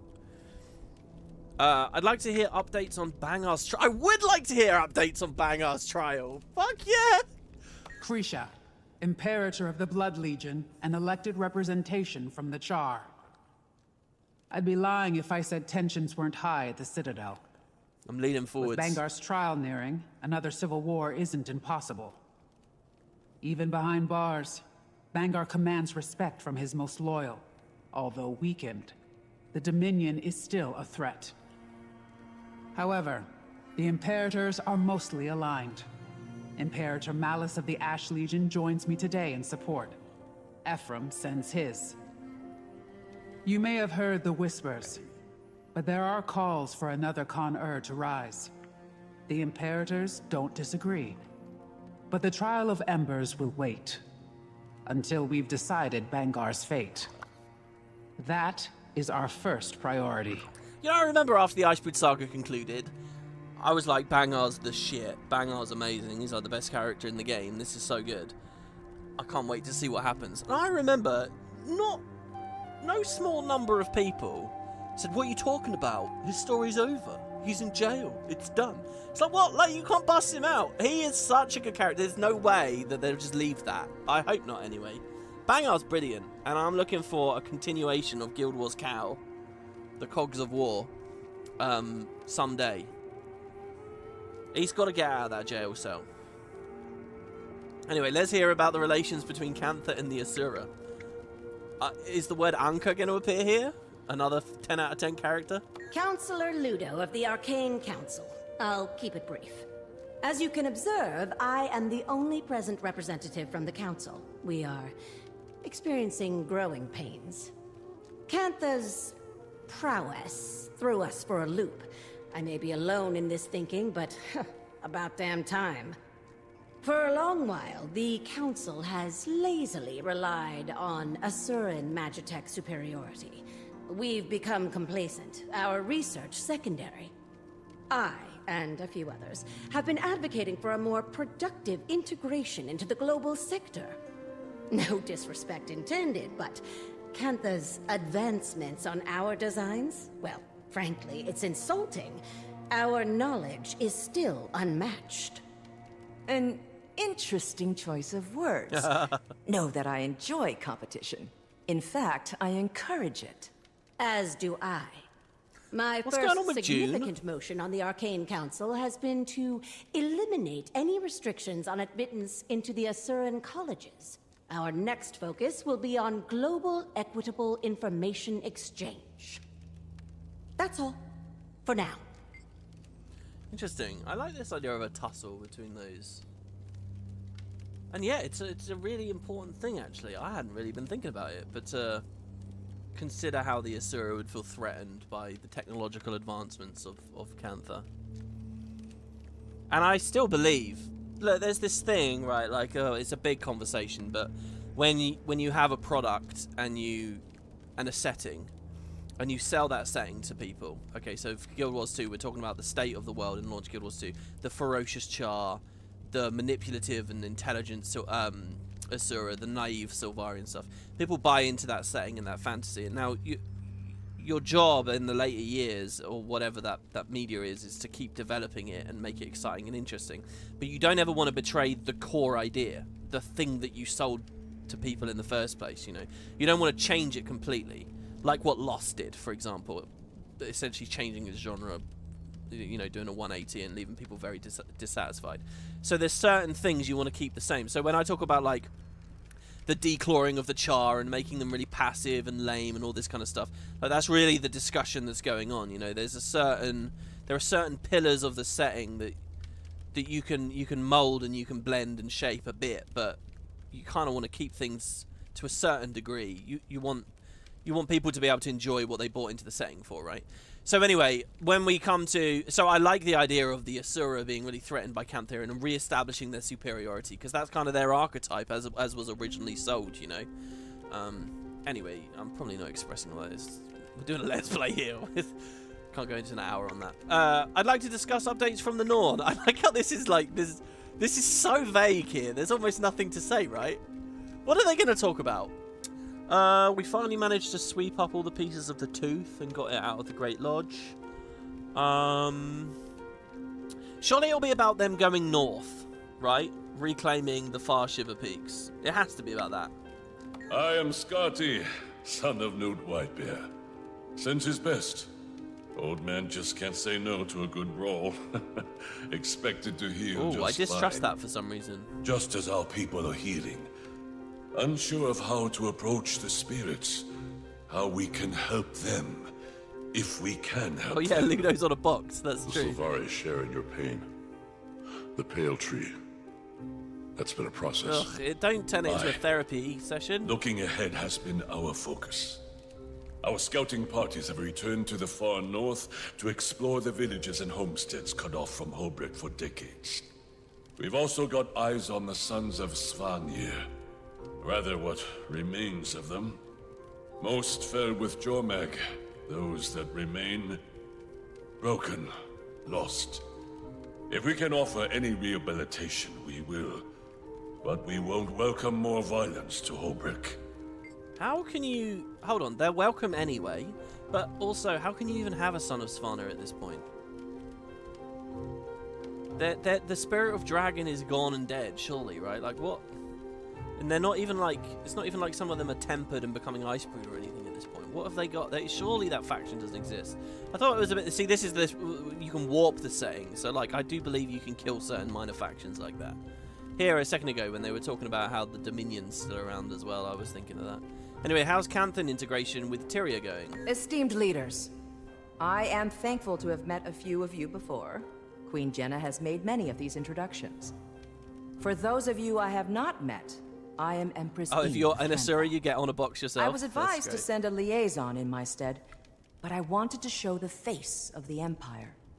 That's Cantha's true. integration Everyone into else has Tyrian sent politics envoys. has not been swift Well, not Jenna. or easy. But it is considered our greatest priority in the wake of the Elder Dragon event. Our people are largely united in wanting, but like all nations, an underbelly of resistance remains. However, I want to pull us from the murk and into the light. Cantha's technologies are vast. Some might say Is superior. Garen right in the middle? And I firmly believe that we offer something unique. And clearly share similar passions with our neighbors. Together, imagine what we could accomplish. Like that. While we are focused on diplomacy, we've had a secondary goal of enlisting archivists from across continents. Our libraries and history texts are woefully dated. My queen. Thank you all for your remarks. We gather on mutual ground as allies. For some, friends. We suffered the Elder Dragons. Form 0517B. We saw a new That wasn't Alona there earlier, and was it? Cantha. We've endured much. But now, Tyria has the promise of tomorrow. The last decade was cruel, but standing united today shows promise that my father only dreamt of. Oh wow, she's talking about her father. However, Fuck me. It is not on kind terms that we gather. The Alliance was formed as a reaction to a new threat. As far as I remember... Almost a year ago now, demons attacked our villages and farmlands. Your cities and homes. Information about the previous king 48 dead in the mountains. An entire village burned to is the like a ground. law black hole. One attacked the grove. 2, just outside the gates of Rata Novus. They stank. No casualties should be accepted. These attacks were calculated, I've heard. Wait, Ratanovus? Our perpetrator? The Cryptus. Cryptus? And what exactly are these cryptis? Where did they come from? The more pertinent question, how did the Queen discern this information? Tone. Livia. I've dealt with an Emperor's horde of petty banter, so I pivot. Queen Jenna, care to elaborate? Wait, This let me pause. information is as novel to me as it is to the Alliance. I've heard rumors of your trustworthiness. Ooh, I like it. It's falling Your apart. Majesty. No hyperbole until the queen. Yeah, has Garen's gonna spoken. bust in, I'm sure of it. I hope it does fall apart. Or Livia, maybe. Oh, look at that. I'm a genius. The truth is, it's not a blind playthrough. I see the triviality of Tyrian politics has not ceased its endless parade. Shall we have a mature discussion? Hell yes, Isgaren. I'll be mature with you. Introducing representation from the Astral Ward. Iskarin. Oh, we're hearing the new cutscene audio, by the way. Iskarin. Oh, news to Keith. I apologize for my friend's theatrics. Look how big he still is. And Frode, Warden of the Astral Ward.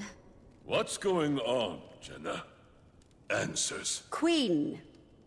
If you wish to leave with all your limbs intact. Calm, all of you. And I thought the war bands needed babysitting. Frode, was it? Indeed. Admittedly, I expected worse. Wayfinder, under duress as always. Hello. Wayfinder. Ah. Should have known you had a leg in this race. I'll try talking to them. I like that, like, resigned quality. Okay, yeah, very cool. There was a big thing I wanted to talk about a second ago, like early in the conversation. Okay, you're the king. I don't know whether this story's going to do stuff about the king. They might, but my understanding is that, yeah, like I say, it's a bit of a black hole in terms of the lore. The previous king to Jenna, her father, there's like almost no information about, like almost enigmatically little.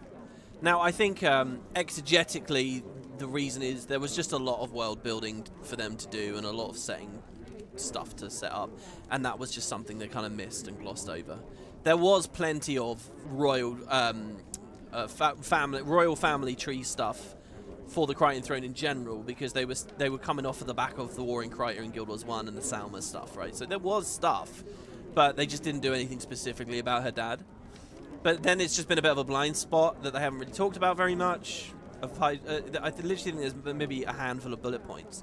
But now, there was an allusion to him there in the story here, so I think that's really interesting. And given that the territory of this expansion is going to be sort of Crichton adjacent, I wonder whether they'll go somewhere with that. Anyway, what was the other thing? Yeah, oh, also I wanted to turn up the cinematic volume because I think it seemed a little low, maybe. But it was good, it was very even at least. Ellen Keel didn't say anything. I'm going to need you to introduce me to Isgarin right away. Don't ask why.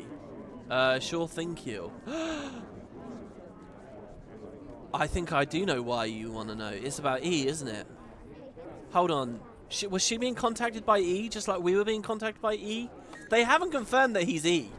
But I feel like he could... Oh, God. What did we last hear about E? Does this expansion... Because for a long time, the last thing we had about E was here, which is also close to the new map. I think she's wondering if he's E. That's what I think, maybe. Commander, while I have certainly had my fair share of life-altering realization, I'd still like to know what this is about. Should I be concerned? Oh yeah, the other thing I was going to say, guys, is right before Isgarin burst out and suddenly Secrets of the Obscure storyline was going on. This whole thing felt like it could have been the start of Sutu, right? Secrets of the Obscure. It felt like, you know, this is like the wind down after EOD almost, but in fact we've leapfrogged. You think Keel wants to be infused? That's a fun thought. Well, we need to kill an Eidolon, guys. Should I be concerned? No need for concern. The Astral Ward have much to offer the Alliance. That's true. If they are so inclined. But Isgarin might not be. Isgarin, I know the name from the people of Garenhof. But what's going on? Keel, call the Lion Guard. No need for the Lion Guard. Isgarin and Frode come in peace, they'll explain. Oh, what a great line, because he's very alien, isn't he? He is. The Seers are the closest thing to, like, an extraterrestrial in this setting, I feel like. So I like that we come in peace line. Or they come in peace. The Charred do not want to speak. These guys are already in the know, I assume, because Livia gave them the details. By the way, I don't really care about the character's fashion often, but she's so shiny. This is like proper gossamer here. Isgarin is a seer, is he not? What do Canthans know of seers? Navan has shared... Oh, of course, the salt sprays could have told them. Navan has shared much of her historical knowledge with me. I would not have expected that any seers still existed, let alone to have one appear right in front of us. That, I feel like, is a meta line, because I'm sure there's going to be a ton of Mursaat in this expansion. Well, I'm not sure. But there might be a ton of Mursaat in this expansion. And that would very much apply. I would not have expected to see any Mursaat still existed, let alone have one appear. Well, there might be an army of Mursaat out there. Only one left. If you know of them, then you'll know he is here as an ally. Hold on, it's not necessarily only one left, though, is it? Wasn't there... Oh, there's too many gaps in my knowledge now. It's brutal. At the end of EOD, wasn't there a suggestion that there was another... Oh, no. I think one of the side... Not EOD. In Secrets of the Obscure, one of the side collections talked about the penultimate seer, right? I'm sure there was a thing about that. The last seer to die that wasn't Isgarin. Wasn't that a thing? I'm pretty sure that's it. And that's what's getting me confused. Because I thought for a second maybe that story was about another seer that survived and moved on. But no. And that was the story. That was one of the ones I did and took us back to the Bloodstone entrance. Oh my god, what are the Bloodstones are in the story? Oh, okay. Alright, let me just be clear. My long-standing theory about this destruction has been that a Bloodstone was here, got tampered with and blew up. Same as the Bloodstone Fen thing. But remember, Bloodstone Fen was blowing up and a god ate all the magic. Balthazar ate it all, pretending to be Lazarus. But so he consumed all this magic and stopped it being an absolute nuke. I think there was nothing stopping this. Maybe it happened at the Mursaat's hands, I don't know. That's been my long-standing theory about what's going on at the Janthir. The Isles of Janthir. Or as it appears on the world map now, just the Isle. I wonder if that's why they renamed the expansion to just Janthir Wilds instead of Janthir Isles or Isles. Anyway, if you know them, then you'll know he's here as an ally. Do we know that, though? I don't know if we do know that. A lot of the Seer history we have is about a bloody conflict between them and the Mursaat for years and years and years. They're a warmongering race from that perspective. Okay, she's fighting. Cryptus, the Astral Ward, and a Seer. You knew about all of this, and you didn't tell me. Well, hold on, we're not buddies. Who would I be to burden you further? Aren't you up to your ears in paperwork? I want to read the form. Office of the Arcane Council. Form 0517B, Research Disclosure. Name, Councillor Ludo. Reason, personal or official? It's official. Purpose of research. The bottom of this sheet is covered in scribbles and doodles. Whoever filled this out was very, very bored. Okay, Bram. Scar E. Commander, who are these strangers barging in? I want answers now before my fists go looking for them. Calm, Sky. They're friends. Hit them out, please. I like the idea that I'm going to vouch for them here, and it's going to make me look very bad. I have a bad feeling about this. Who is he? Beings using such powerful and ancient magic have not historically boded well for the people of the Lona. Obviously thinking about Lichdom and Palawa. Oh, this also reminds me that there are some interesting Lich stories that they could still do. This time, an ancient being is on our side. Isgarin wants to help Tyria. And here's Caldris. By the way, look, this is tacky as fuck, right? I believe in dead is dead, generally, in media, and I think you can't tamper with that much, even in high fantasy settings, where resurrection's a thing. But with all of this said, I would shit myself for a mini X-Pack that's about Palawa coming back. As tacky as that is, and everything that would just be awful about it, I would love it.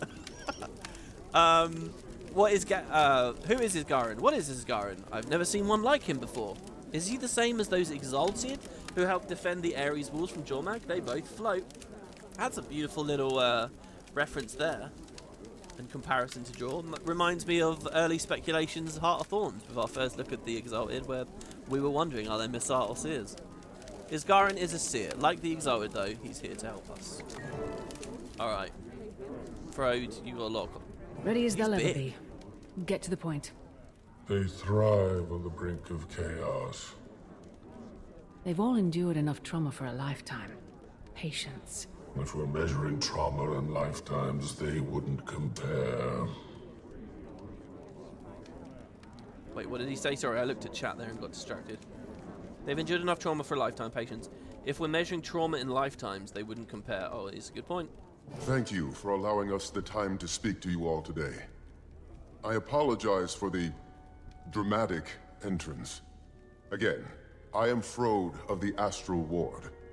Frode. I've heard that name. Have you?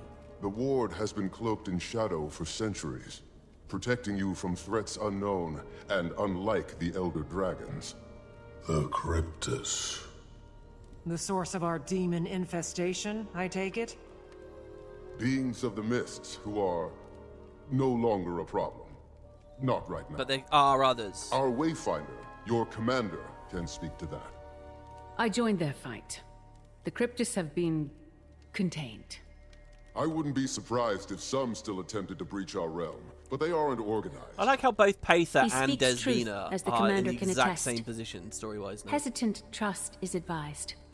Isgarin revealed himself to me not long before he revealed himself to all of you. The Cryptus are harbingers of what may come next from the mists. And you say they're no longer a threat, Wayfinder? I've been to their realm myself. They've been stabilized. When Su-1 passed, Tyria's essence bled into the veil beyond the mists. We are no longer shielded by her power. Every eye turned toward us in that moment. And likely more, we glow brighter than we did before. Tyria is a unique world, coveted by those beyond. To summarize, our demons are Cryptus, and you two, the Astral Ward, are some sort of secret organization that fights them? Not just Cryptus, but any intruder from another realm. We've certainly faced other threats that were not born of Tyria. Why didn't you reveal yourself sooner? Or help us with the Elder Dragons. I will answer all of your questions. How? How is it not the right venue? This is not the right venue. I'm inclined to agree. Whatever this information is, I gather it's sensitive in nature. I imagine the room needs a moment to reflect. Shall we pause and reconvene in smaller council? After our councils have ended, I will speak with any of you. Whatever questions you may have, I will try to answer them. I'm fascinated by the way he separated himself from us. He isolated. Let me be specific here. This line where he coughed and he said, "Oh, we are no longer protected by Su-1." It's interesting. You could just take that as bluntly. He forgets that he's a part of this world and that he was protected Commander, by Su-1 too. with us. We'd like to continue the conversation. But I wonder if it's speaking to something more, maybe, as well at the same time. This weird Bram's been very quiet. In fact, a bunch of the characters I would have loved to have seen speak more haven't spoken too much. It's also amazing to me that all the characters here, it's such an interesting mix of characters in it. Okay, the Herotron thing, clearly Herotron isn't here. And of Destiny's Edge 2.0, we only have Bram. Of Destiny's Edge 1, we only have Keith. It's not a criticism or anything, really. It's just interesting to me. What do you think, Ludo? Look at them over there. Can I assume they're scheming? What, like you would be? No, Counselor. Assumptions are very often incorrect. We'll have plenty of time to ask our questions. What if this is and foreshadowing? I have some for you, as we were tasked. Before the Arcane Council, my research says that you were the Dean of Statics. I am the Dean of Statics. If I dedicated all of my time to the Council, my brain would melt and drip onto the floor. Talented and busy. You remind me of my sister. Say, you and I should plan a visit. We're supposed to be making friends after all. I would love to host you in our labs. I'm very curious to see how they stand up to such a precise eye. If they stand. I would love to give you my assessment, Empress. And I'm also happy to waive my consultation fees in good faith. Good faith indeed. I see you two are getting along. Yeah, for a second there, I thought these guys had been moved to the side because there's going to be some greater thing where a bunch of people choose what Isgarin thinks is right for the world or whatever, but some societies don't. And funnily enough, it's two that were at loggerheads initially. But I think this is really just to show that, you know, we're learning to get along. I think that's about it. It's funny, there's so much big stuff going on and there's just this inconsequential form. My people have recently begun early exploration of Dizlana. The dragon brand is weakening all these years later. Dangerous place. But there is no dragon brand there. I don't see them helping us. Perhaps the Hecate? Nice Harpy reference. That's like all we knew about it. Foreigner, parts of Korna. I should visit more of Alona. Find Borge, find your dad. Dangerous. What do you mean? You've been to the best tourist attractions, at least. You should visit. Dizlana is taxing. Harpies are dominant, which makes it hostile territory. But my people used to hide in the mountains. We have records and rumors of temples, settlements. I don't know if anything waits for us there, but it's worth looking. Sounds like the Greater North. Homesteads long displaced by Jormag's storm. No telling if there are any survivors. We defeat the Elder Dragons, and this is our reward. The scraps of what used to be. No, new adventures. It's not scraps. Oh, that's awesome. That is like they're paving the way for a mini X-Pack at some point. Oh, right. Okay, sorry. When I said there's no dragon brand, it's because I still think of Dizlana as down here, which is where the original label was or whatever. But it's up here, I suppose, so they're thinking that this had cut it off. Also, I think this island and the detail work on the art has just always captivated me here. Cool. So what ArenaNet's doing here, what Janet is doing here, is she's gently prodding us and reminding us of new places that we can go. By the way, how long has this been called this? The Highland Shore? The Janthir Gravis? Oh, right. Oh, hold on. Okay, in the blog post. I think this is map 3 for this X-Pack, and this is map 4 for this X-Pack. The Isles. Oh, so that's where we would consider it to be the Isles. Man, that's a good chunk of territory once it's all said and done. A really good chunk of territory. It's going to make this stuff look very small by comparison. Ah. Has the map been expanded? I was just wondering that as well. I don't think so. But it's hard for me to tell because obviously there's like the data mined versions, and I get things confused. Maybe it never expanded this much before. But I don't think this is new necessarily if you've just kept up with, you know, all the other stuff. So you've met before? Anise introduced us. Their friendship was just as much a surprise to me. We sought another ally ahead of the forum. We've known it was time to reveal ourselves to the world. Figured this would be better than a more Still curious what Ellen wants to know. That inclination isn't wrong. Why now, though? The Cryptus may be controlled or contained, but my words should cause fear. Tyria is as blood in water. And what exactly is attracted to that blood? Any number of beasts and beings. I've no reason to think we're in imminent danger. But I suspect something draws closer. And we all need to prepare. The Astral Ward is ready to help in any way we can. So you've numbers then? Some. Fewer after the Cryptus. We bled on the edge of Hold on, is it a quest to find... What do you propose we do? Focus rebuild the world spire. On your affairs. We'll get nowhere without some degree of control. Your nations are fragile still. Heal. Nourish. We'll be establishing pacts with our neighbors. I suggest you do the same. Wise. On that subject, I'd like to offer some information on the Isle of Janthir. Hello. Janthir. I've been wondering how it would lead there. A storm looms over that place. Blood. That is not Bloodstones. I think it's going to be a Bloodstone. I don't expect you to. Disaster. But we may find more allies throughout those lands. The Lowland Coden. My father spoke of them briefly. He left their See, they're territory fucking doing untouched. something about her dad. Those are bonds I have not maintained. I imagine there's more to this suggestion, Iskarin? We should speak within thicker walls. Yes. Wayfinder. Oh, I don't think anyone here would be better equipped to help form these Let me bonds. pause! You are not only a representative of the Astral Ward, but of Tyria. Look around this room. Take it in. I could support that notion. Yes. Yeah. Utilize Moon Camp. It's only kicking up dust otherwise. We'll send ward to your aid. All your aid. The ward will establish a gateway between our outpost and the human city. With the Queen's blessing. Blessing granted. Okay, so it I is support kind of connecting this to Cryer. And you, Commander. Now is the time to fortify. The Countess will meet you in Divinity's Reach.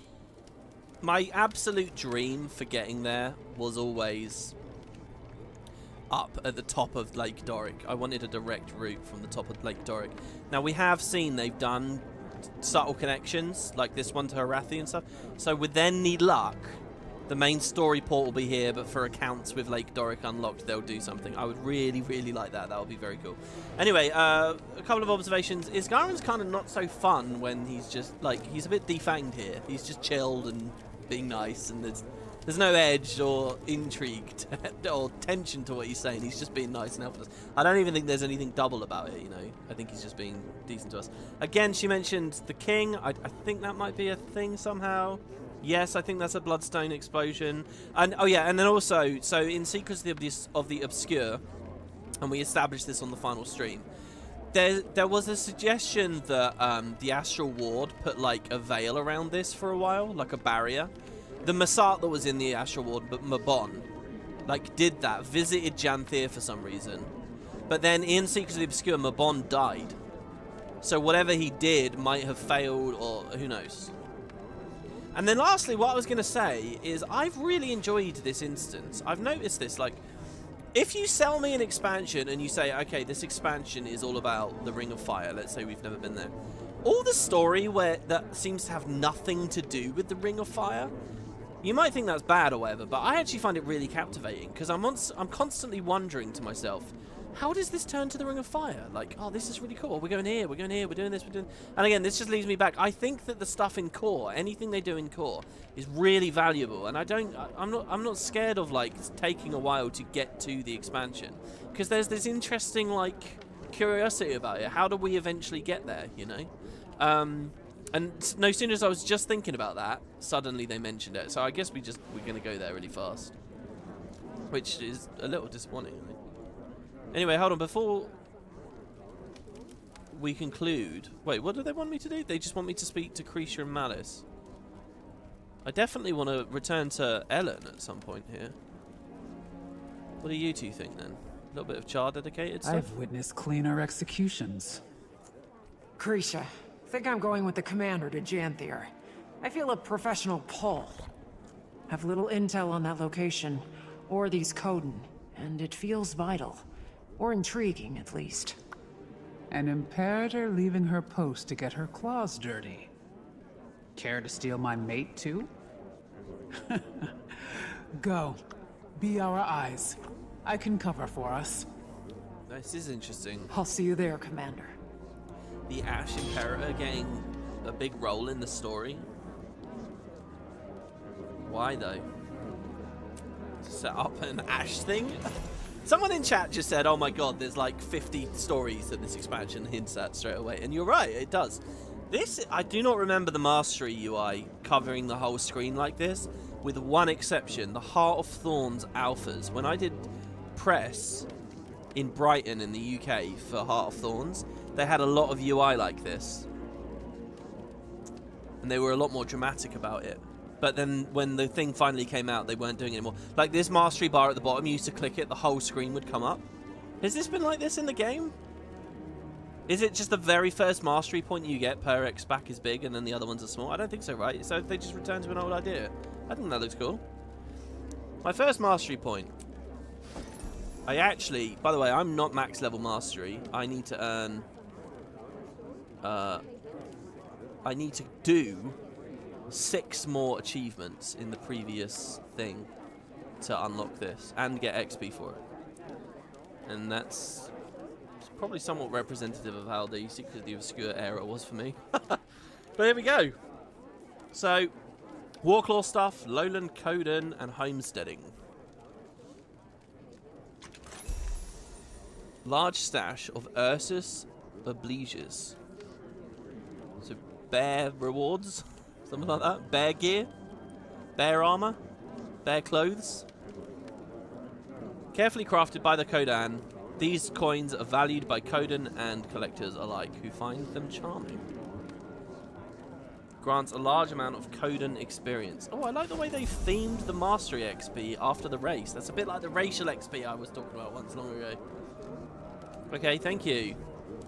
Is that the first instance done?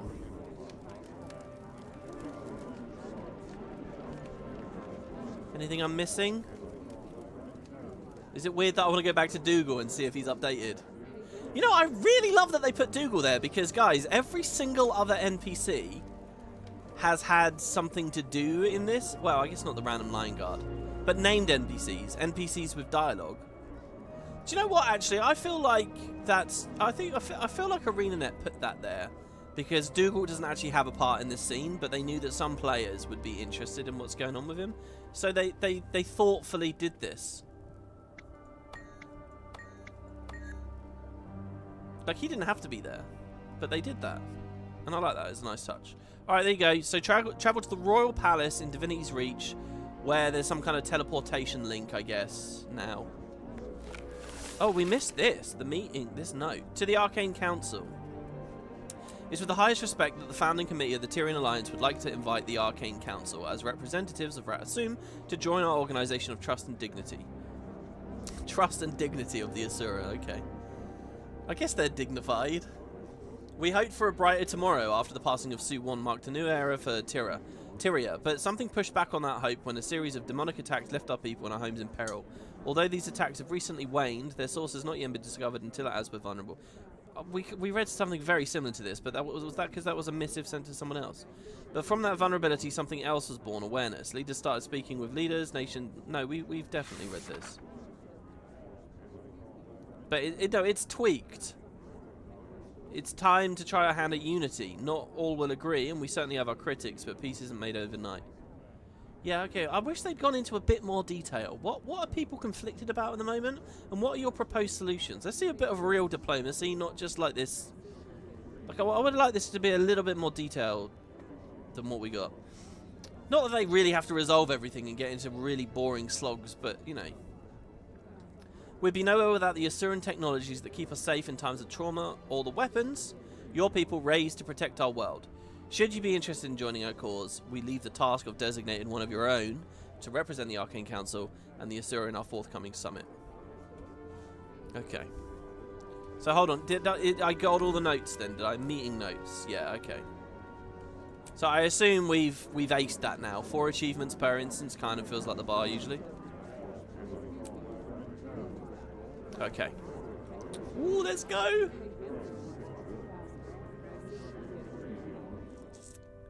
Damn.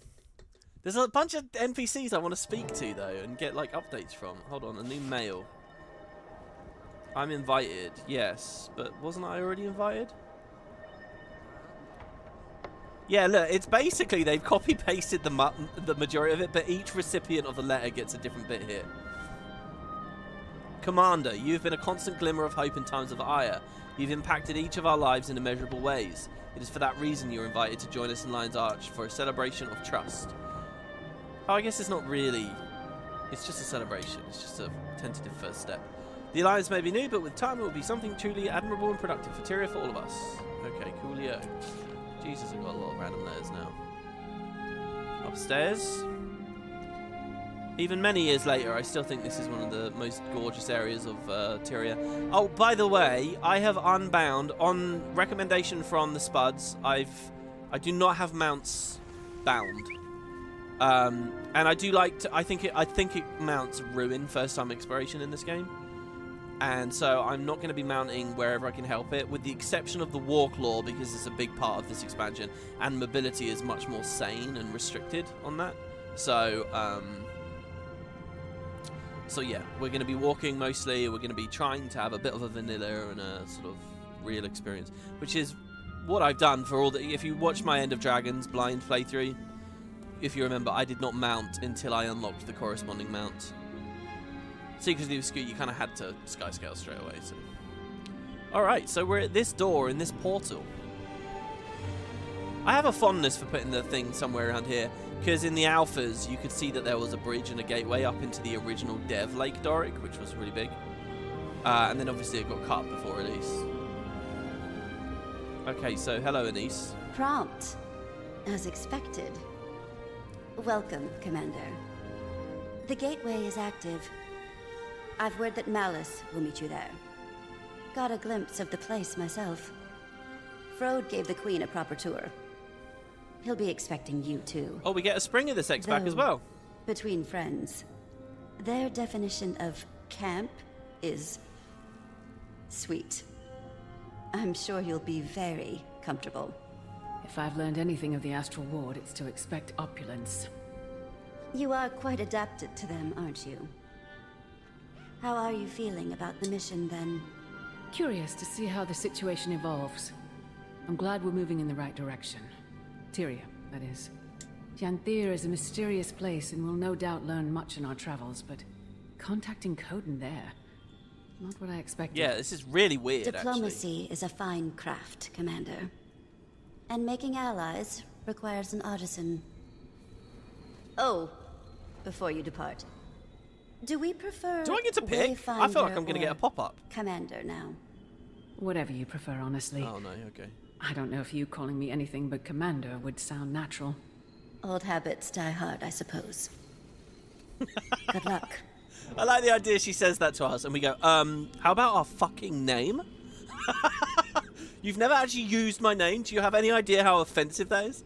Yeah, it's a bit weird, isn't it? The way that they, there's no big drama or anything. It's just, maybe we can find allies for maybe the threat that maybe exists. So maybe go here, because maybe there's some Coden, like, fuck it. And then there's a slight, like, it's very out of nowhere, like, why we're going here. But whatever, I guess that's not too important. But I'd like to continue my story to story step 1. Apparently that was all just step 0. We're going to do unknown territory. I'm forcibly reminded right now of 12 months ago, starting Secrets of the Obscure, okay? And if you remember, what did we do in that playthrough?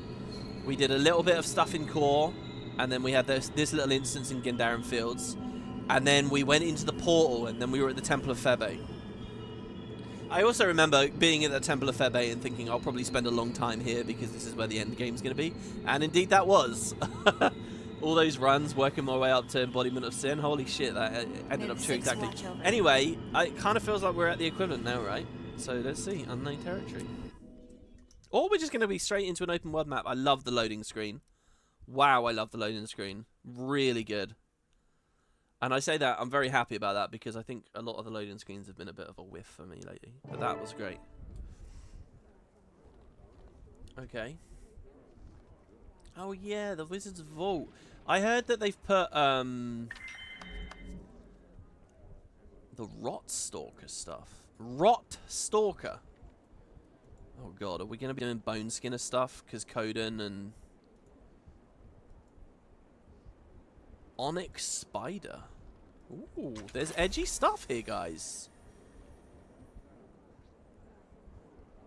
The stories that capture me most have a lot of whimsy and fun and like pretty places, but they get very edgy and very like serious when they need to be. And the fact that this is quite a happy adventure vibe right now, but then there's all this kind of shit makes me quite... What's this? Falling Star Quest license. Acquiring this item unlocks a quest from the Wizard's Vault to acquire the Falling Star's Spear and Meteor Wielder's Glove. Wow, good stuff.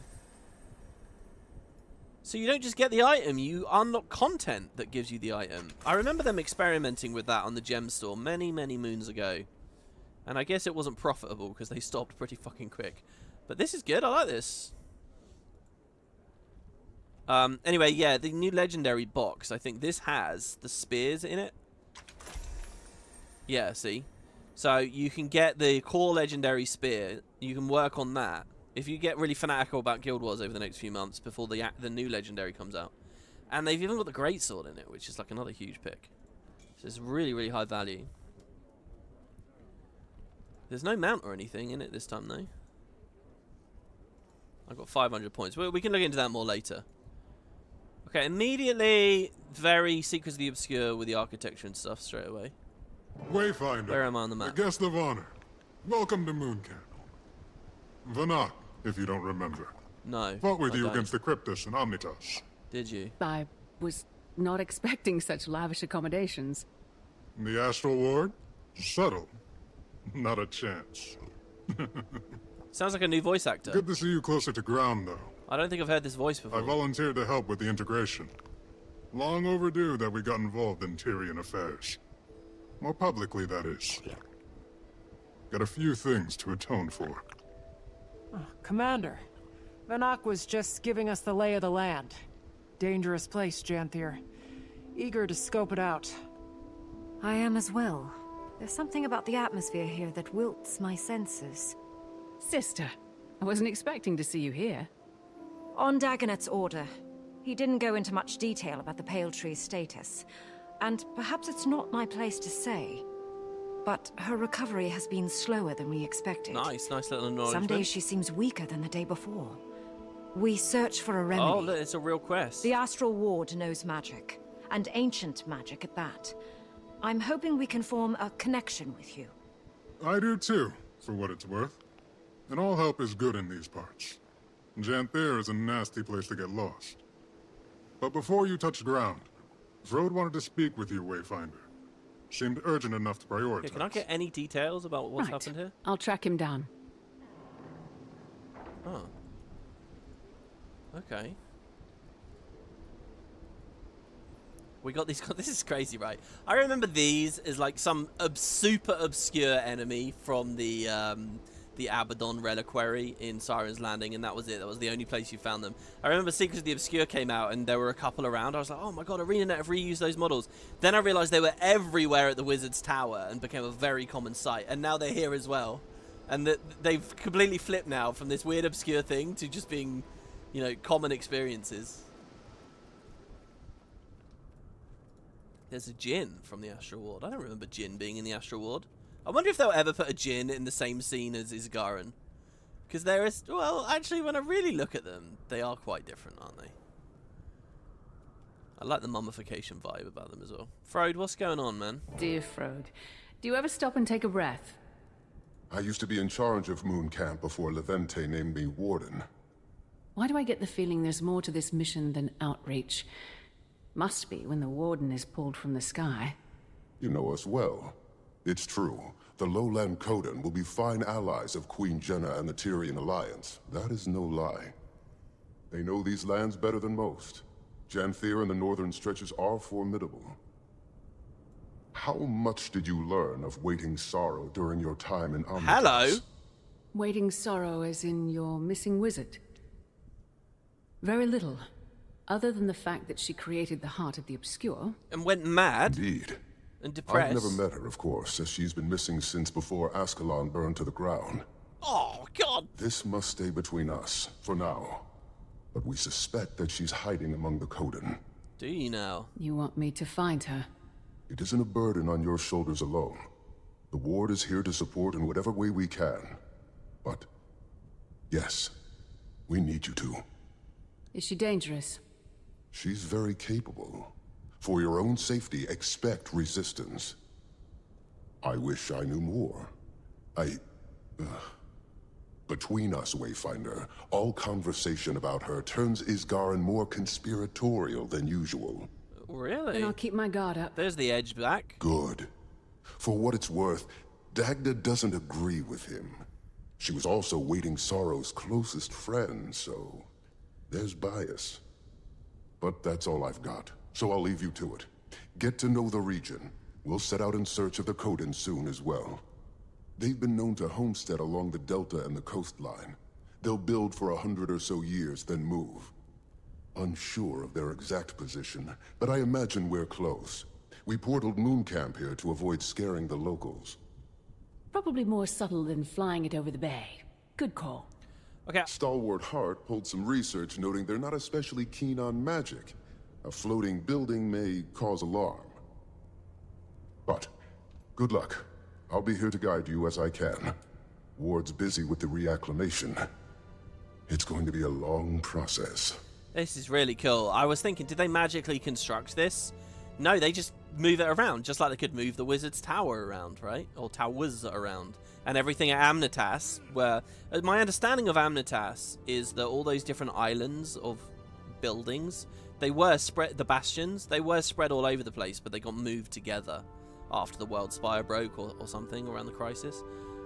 So they're very comfortable with teleporting buildings and things around. So it's cool that they put it in the story here. And it gives them an excuse to use a bunch more of these assets and vary up this map, right?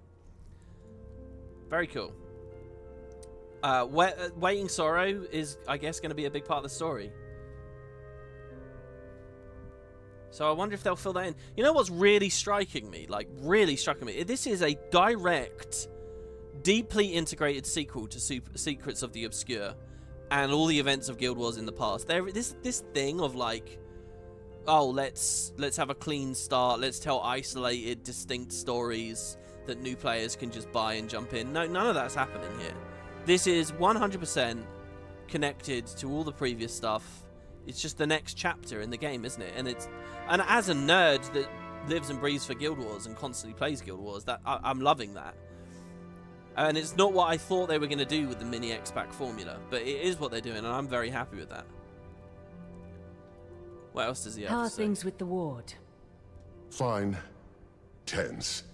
Isgarin wanted to lock our doors and go back into hiding, but that's just not an option for us. We have 100 fractal inhabitants taking up residence in Omnitas, and I doubt they want to stay. They're sitting in a limbo of our making, and that's just one problem. Are you going to get the Alliance involved? Probably a smart move.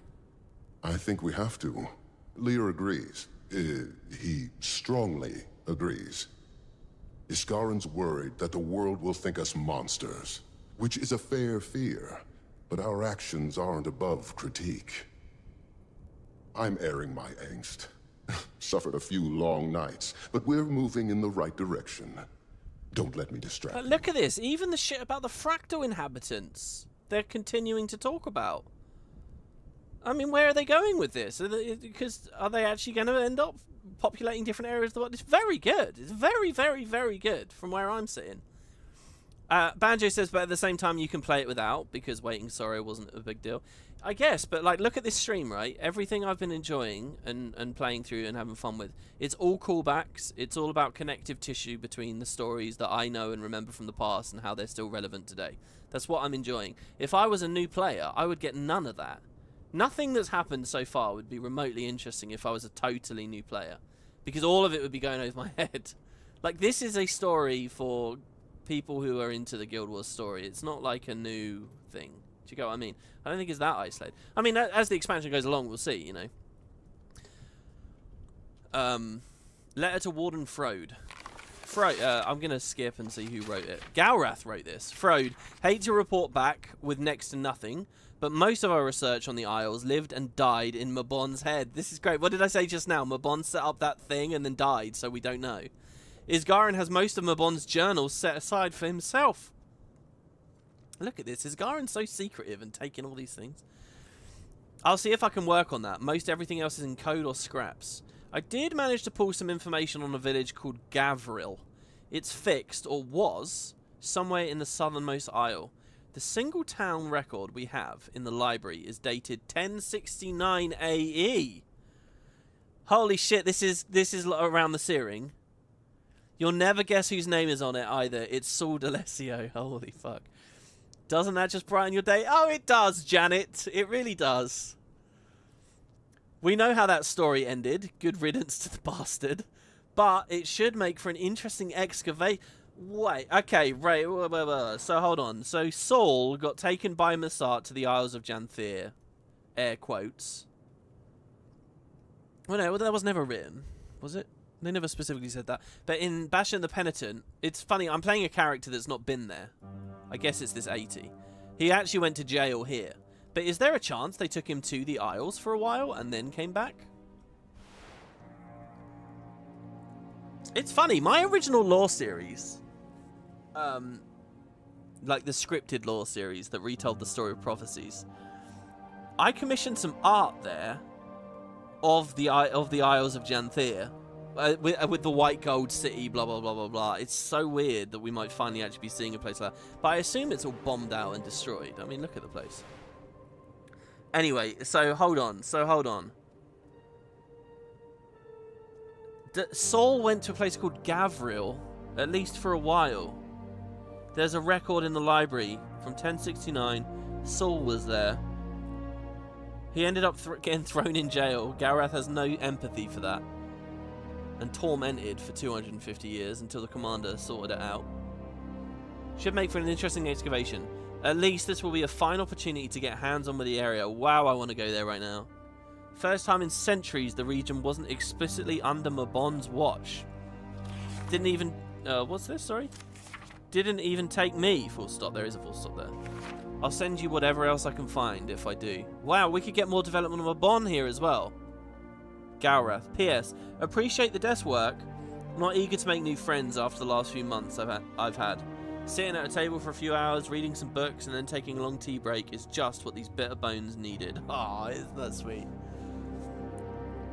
Everyone, I love that moment where you get a grouch and they're nice and sweet for a moment. What if the Wizard's Tower Amnitas infrastructure is what the White Gold City looked like? I would assume very similar, yeah. So town record from this is the record here. This is it. Saul D'Alessio. What does the letter mean? V? Saul D'Alessio V. I assume that doesn't mean 5. It's not a Roman numeral because we've got R's there and there is no... What's an R in Roman numerals? Do you guys know? It would have to be like billions or something, but I doubt the Romans cared for numbers that high. The highest one I know is M. Wait, L? L is 100, M is 1,000? Is that right? Anyway, Saul D'Alessio V. Verified, you think, maybe? Oh, verified and rumor? V and R, rumor? That's a good idea, guys. And what about the letters? A, 1060... Oh, that's just the year. 1069. Was verified. What does the A mean, though? Saul D'Alessio verified 1069A? DeVry. Agatha DeVry. Sounds like a witch. Rumoured to be here. At Gavril. Oh, wait. Is that where they're born from? Is that's their heritage? So Agatha was born at Gavril. Comte Dubois from Ascalon in 1042. Oh, Dubois. Do you know what, guys? This year, I've had a lot of plans for my Let's Plays this year. By the way, the next 6 is going up soon. I really wanted to do Disco Elysium for a while. Holy shit. I've got to do that.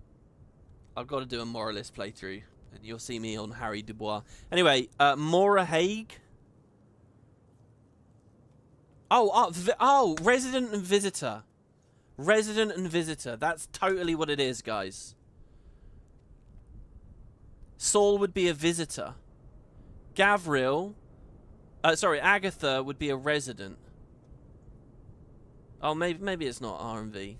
Whatever. It's something. Rhea Ingham. And I don't know what the A means, necessarily. Oh, born and arrived, do you think? B? Oh, you're right! We've cracked the code! We're going to click something and it will tell. But that is it. The V's all have A's and the R's all have B's. Which means visitor arrived in 1069. Agatha is a resident that was born here in 1053. Comte Dubois is a resident that was born here in 1042. Mora Haig is a resident that was born here in 1059. Rhea Ingham is a visitor who arrived here in 1069. Elowyn Klein. By the way, if I recognize any of these names, I won't hesitate to tell you guys. This is one of those things where if I was playing this in my own time, I'd be on the Guild Wars 1 wiki right now, wikiing each name as it comes up. I think a lot of the Ascalonian names had like a weird German element to them. So these Kleins and things might be Guild Wars 1 NPCs. Klein Laurent was a resident born in 1031. These people, yeah, look, born in 1031 and then D, 1069, died. Unknown cause. Penelope Klein as well. So they were tracking some of these people's deaths, but not many. It's like the records just suddenly stop. Due to the Char invasion, perhaps? Or the Mursaat extinction? Like, who are these people? They're not Mursaat. Hold on, are these people living in peace with Mursaat here? What the fuck is going on? Where is this place? We gotta go there. And that's the town record. Okay. Hello, skirmisher. Alright, so another thing I was going to say. Look, I know a lot of you guys are watching this for the story and the lore. But listen, when I get a homestead, there's going to be a bit on my build in a second. This is a full-on playthrough, okay? So when we get to the homestead, sorry all, but there's probably going to be at least an hour of me learning the decoration stuff and fucking about and making a cool house. What might be cool, actually, is I can unlock a homestead in one episode and then mess with it between the episodes and log back in. You know, like when you watch a Minecraft Let's Play and they've suddenly made a bunch of progress on their base or something. I might do it that way. But I'm just saying, this is not pure lore in this series. We're going to be doing some other things as well as we go along. Okay. So I think that's everything in there. Oh, wait. Did I go upstairs? While I was ranting.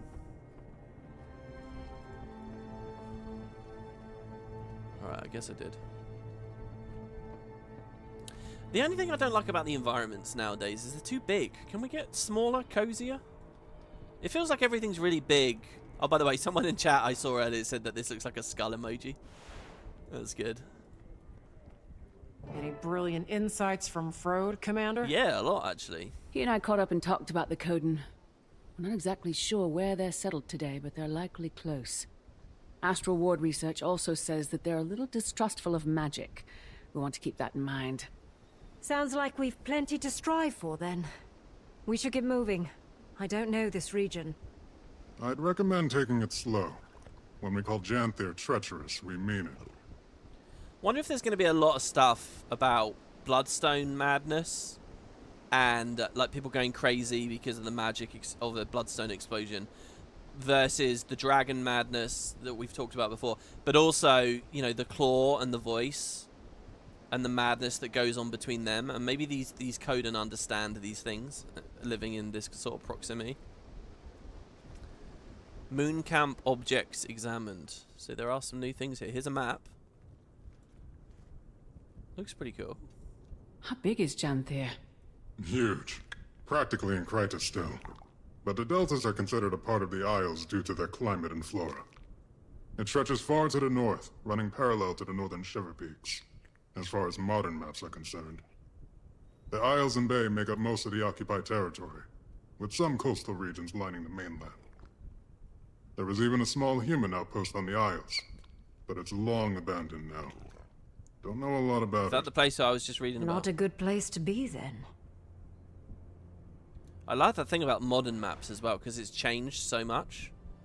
This is cool. Because for years, guys, as Guild Wars lore fanatics, there were references to Janthir, but like almost nothing else. And they were even inconsistent about where it was and stuff. So to have it plainly spoken out in-game at last is really nice.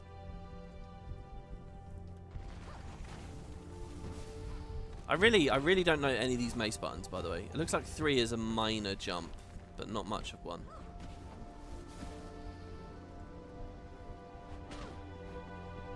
I want to stay high before I start going low. Like, I've completely unbound my mounts, so when I jump down, I'm not really sure how easy it will be to get back up. Because I seriously want to resist sky scaling. So there's something in there. But these doors are shut. Oh, wait. Someone said in chat you can press F to open the doors. Thank you. Genuinely, about 15 minutes ago, someone told me that. And I just remembered. Okay, cool. Thank you. Whoa. Extra stuff looking cool. That's that map that first appeared in Heart of Thorns. That's Drizzlewood. That's Queensdale. That's where the Sin Furserai and the scribing happens, and the garrison and Sin's down there, and that's Divinity's Reach. These are old maps. What's this one? Lake Doric, I think? Yeah, that's Lake Doric. That's the Centaur area with the leather. You guys might have to 1440p and full screen this to see this, but that one's Lake Doric. What do they all have in common? They're all local to this area of the world. Lake Doric's near here. Drizzlewood is near here. Queensdale is near here. And then we have the leyline map of southern Maguma, which was one of these maybe showing a bloodstone? I don't think so. I think they were just leyline hubs. But I feel like there's actually meaning in these. These weren't randomly dumped here. They're actually relevant to this area of the world. Cryptis axe. That's a Cryptis axe. I'd recognize it anywhere. It is. Yep. Moon Camp operated in the area during the attacks. Eparch's grunts were poking at something here. Never figured out what. Really? Given Janthir's history, I imagine there are any number of things a demon could be drawn to. Not especially inspiring, though. She is in super slow-mo here. It's got to be a bloodstone, right? He's got to have been interested in the bloodstone that was here. That I assume is here. Was here.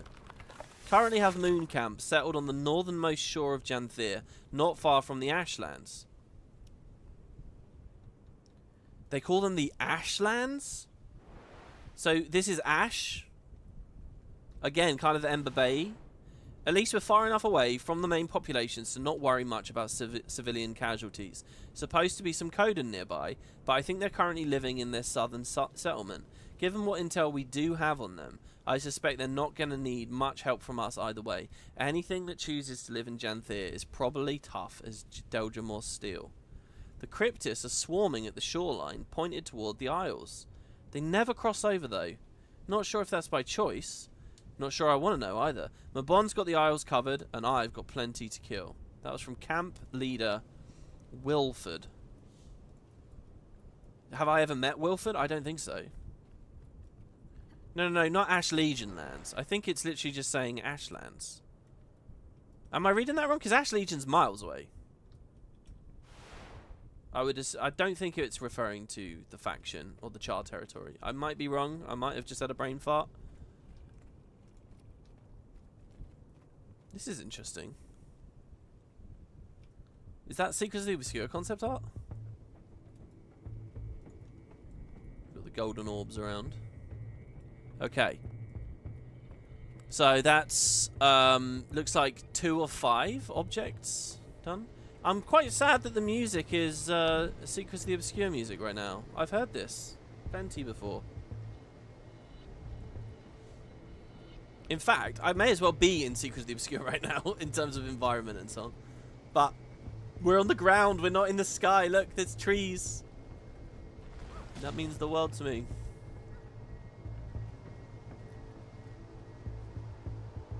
We're still very distinctly in a rectangle. A map that is a rectangle. But I have to say, that looks quite cool with the mist and stuff up there. I want to go up. So this would be the bottom right corner of the map, I assume. Oh, I doubt there's a physical connection. I know it's so petty and silly to want, but I always like it. Anyway, let's drop down. We can glide. I'm not going to say no gliding. Bunch more Astral Ward. Another door we can open. Ooh, that's a good sound effect. Sorry, a Valraven Talon? What the hell is Valraven? That's a Valraven Talon. Nasty beast. The ward has little documentation, aside from a few first-hand accounts. When few travelers come through Janthir, stay away from them at all costs. Interesting. Valraven. But there's no... We pronounce it Raven, even though there's not an E in the word.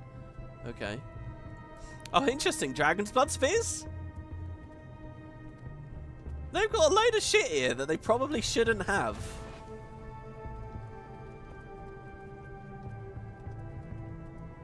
Oh my god.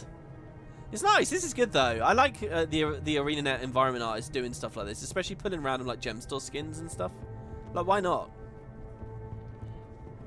These are the 3 totems that you commune with in the Icebrood Saga at Bureau Marches for various adventures and things. And like, these are the Raven teleportation things.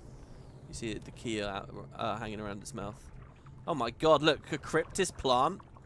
Oh, I want to speak to the mage. Hold on, so you're just growing cryptis shit here now. That's cool. And some cacti, and then some bamboo. Look, it's the last 3 expansions, guys. End of Dragons, POF, Secrets of the Obscure. The 3 expansions, side by side. With like a gross cauldron of green stuff. Alchemical potions. Okay. Looks like there's another interior here. Well, I'm kind of getting Dermot Priory library vibes. Just a little. And I'm loving it. There's also no ambient dialogue going on, which I guess is a sign of you'd expect. But I kind of like, because it means I'm not getting interrupted. And Heart of Thorns, if you count my Sylvari character. I guess so, yeah. Oh, look, a Mursaat relic, a white mantle badge, and a chalice that is upside down, maybe. Or maybe it's not upside down. It's interesting to see these. These have been collectible items at various periods. A lot of things come to Janthir to hide from the rest of Tyria. That's why the Mursaat built Bava-Nisos here. Bava-Nisos? Though, that place is all ruins and storms now. Hard to get close. Bava-Nisos? What's that? Former Mursaat city. Fixed in the middle of the Isles. Been abandoned for a long time. Don't think I'd want to go anyway. Mabon told me about it. Didn't sound all that hospitable. He went back from time to time. Memories, I imagine. Or guilt. I quite like this guy's voice acting. Wow. Okay, so hold on. We've just implicitly learned that Mabon has apparently scouted everything and knows what's going on there, and he's trickled information to them. So what we just implicitly figured out there is that there are no Mursaat. As far as the Astral Ward are concerned, and they're taking what Mabon has said at face value, there are no Mursaat there. So my expectations now that there'll be a Mursaat is lowered, but there's also still the chance that maybe Mabon lied, or that it was abandoned, but now that the World Spire is broken and we're open to the mist, they are returning. I mean, I'll just give you guys an example. Maybe we go there, we find Bava-Nisos, and then, did I just say that right? And while we're there, we see a bunch of other Mursaat have ported in, and it turns out they've been looking at it as well, you know, because they're interested. Interesting though. But as far as we're aware, there's ruins of some Mursaat cities there. Also, that just reminded me, in the intro, didn't the Asura say that they're living at Ratanovus? Oh god, I'm really playing the wrong character. Oh no, this character has been here, I guess. Like, Ratanovus is this one, right? I love that. Is that like a center of modern Asura population now? I'm not getting that confused, am I? What was the Rata at the here at the Sandsfoot Tiles? Which one's this? Is that doing anything, or did that get crashed and broken? Also, all this talk about Dizlana, Dashka's not getting much of a look in. I guess because we technically sort of went to Dashka. Rat Primus, that's it. Yeah. It would have been mind-blowing if they mentioned Rat Primus as well. But again, didn't we destroy Primus? And it was more of an Inquest thing, so. Astral Ward Notice, 610 AE. Oh, this is just like Secrets of the Obscure. They're doing it, guys. There's lore everywhere. Okay, so 610 AE. The problem is, I don't remember everything Secrets of the Obscure said might have happened around this period of Tyrian history. Restricted area, Bava-Nisos. Mabon and... So this was written by Warden Tarin. I don't know who that is. Mabon and Isgarin have placed research restrictions on the Janthir Isles and the city of Bava-Nisos. Research may commence from a distance, but given the present Mursaat influence and danger in the region, all travel to and from Janthir must be explicitly approved by Mabon. Travel to the Isles themselves is prohibited. While the Isles themselves are considered too dangerous for Ward interference, the mainland regions within the territory are free for exploration so long as permission is granted and caution is utilized. A handful of peaceful, smaller societies live along the mainland coastal regions and should be treated with the same caution as any non-Astral Ward entity. Okay, so Are those smaller societies already the Coden? I mean, that was years ago. That was before Jormag's recent rising and the shifting to the south. In Guild Wars 1, which was 500 years after that, 400 years after that, there weren't any Coden around. It was even, you know, we're talking 750 years before they were even around. But maybe they were living in the coast of Janthir the whole time anyway. In Guild Wars 1, there is a reference to giants that live north of the two giants basins. Which I've always thought retrospectively might apply to Jotun societies. Be interesting if we see anything about the Jotun here. Jotun, who have kind of lost a lot of their mysticism and intrigue since Dagda came into it, I think, but hey. Janthir historical records. What can you tell us about the history of this place? Oh, former home of the Mursaat, and later the White Mantle. From my White research, Mantle lived there's there? been very little activity in recent years. I don't think that's right. Correct. Aside from the Kodan, only a few other groups have called it home. Some centaur tribes, trolls, creatures that keep to themselves. And the Isles are another story. I recommend you read up on it. A lot of blood has been spilled here. That word, blood again. Okay, hold on. The White Mantle believed in their unseen gods. They didn't actually interact with the Mursaat. Even their confessors. Saul was like the exception. The idea that actual White Mantle were up there is crazy. I guess it's possible, but it would be new to realize that. It's all old music so far, guys. What's going on? I want to hear some new music. I don't feel like I'm in a new expansion right now. Not that they're nice songs. They're talking about Janthir as a whole. Okay, so even like, just this is Greater Kryta, I suppose. Just as like Sparkfly is Greater Kryta, if you wish. This is a nice water formation in the middle, by the way. If there's anything for us to interact with or play with. Can we do some fish? Oh my god, there's duck! Whoa, ducks! Since when has Guild Wars had ducks? Oh my god, and it's not real water either, it's astral goop. Since when, are these the first ducks Guild Wars has ever had? New fauna? I don't even remember any duck minis. They've done, like, you know, spring creatures and stuff, and I've always thought they should use more of them. Duck. Oh, apparently I have a mini duckling. I don't know when I got it. Let's rep the mini duckling. You're now my companion for the Let's Play. Since End of Dragons, there were ducks. There was a duck mini in the gem store recently. Actually, oh, I got it, apparently. I have no memory of getting it. Somebody dropped their bath bomb in the pool. Yeah, their astral bath bomb. These will-o'-the-wisps were all over Secrets of the Obscure as well. Okay, I hope I found all the rooms that the quest took me to all of them. Do you know what? I really want Warhorn. Just to put swiftness up without spamming my elite. I guess it doesn't really matter. Rampage's one is low enough cooldown. I can't open that door. Vanark Faithwalker. You look like you're going to be a part of a meta because you're a champion. Oh my god, I think we're finally getting out into the, Oh, shit.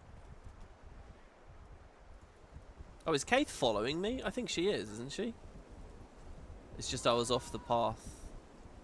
Wow, the golden chain. No! We can also Jade Bot. I'll allow myself the Jade Bot. Yeah, the double leap on sword feels good. We'll do the sword stuff until we get the spear. My instinct is just to scrape the wall. Oh my god, the fast rapids. That looks great. And salmon swimming upstream. If I actually went in there, would they be swimming up that against that? That's a hell of a waterfall. So I can't explore fully down here. This feels like Draconis Mons. You know, massive map, huge cliffs, caves and things out on the edge. Of course, these are the Drizzlewood trees as well. Oh, there. You know, I just frost-trapped there. That was me using my old keybind for sky scale instinctively. I guess we're going for a swim, guys. Oh, wow. We should probably set some stuff up here. Signet of the Wild for now. It's a lot calmer underneath than it was above. There's no interactables, but I'm actually okay with that, because if there were, then that would be, you know, this will be one of those scraping kind of experiences where you're looking in every little corner. I'm very curious on the mini-map. Oh, no, never mind. I thought that was some UI with like a question mark or something, but it's not. The ambience is top-notch. It is. I've noticed that we don't have any music. I was just wondering if I'd put the interval to a weird place, but no, it's vanilla. Damn. Oh, do they have any moving boats here, do you think? This is interesting. Where are the chains? I think I was supposed to be up there or there. I feel really nervous about being in this water. I'm kind of disappointed I'm not getting pushed by the current, because we know they could do stuff like that.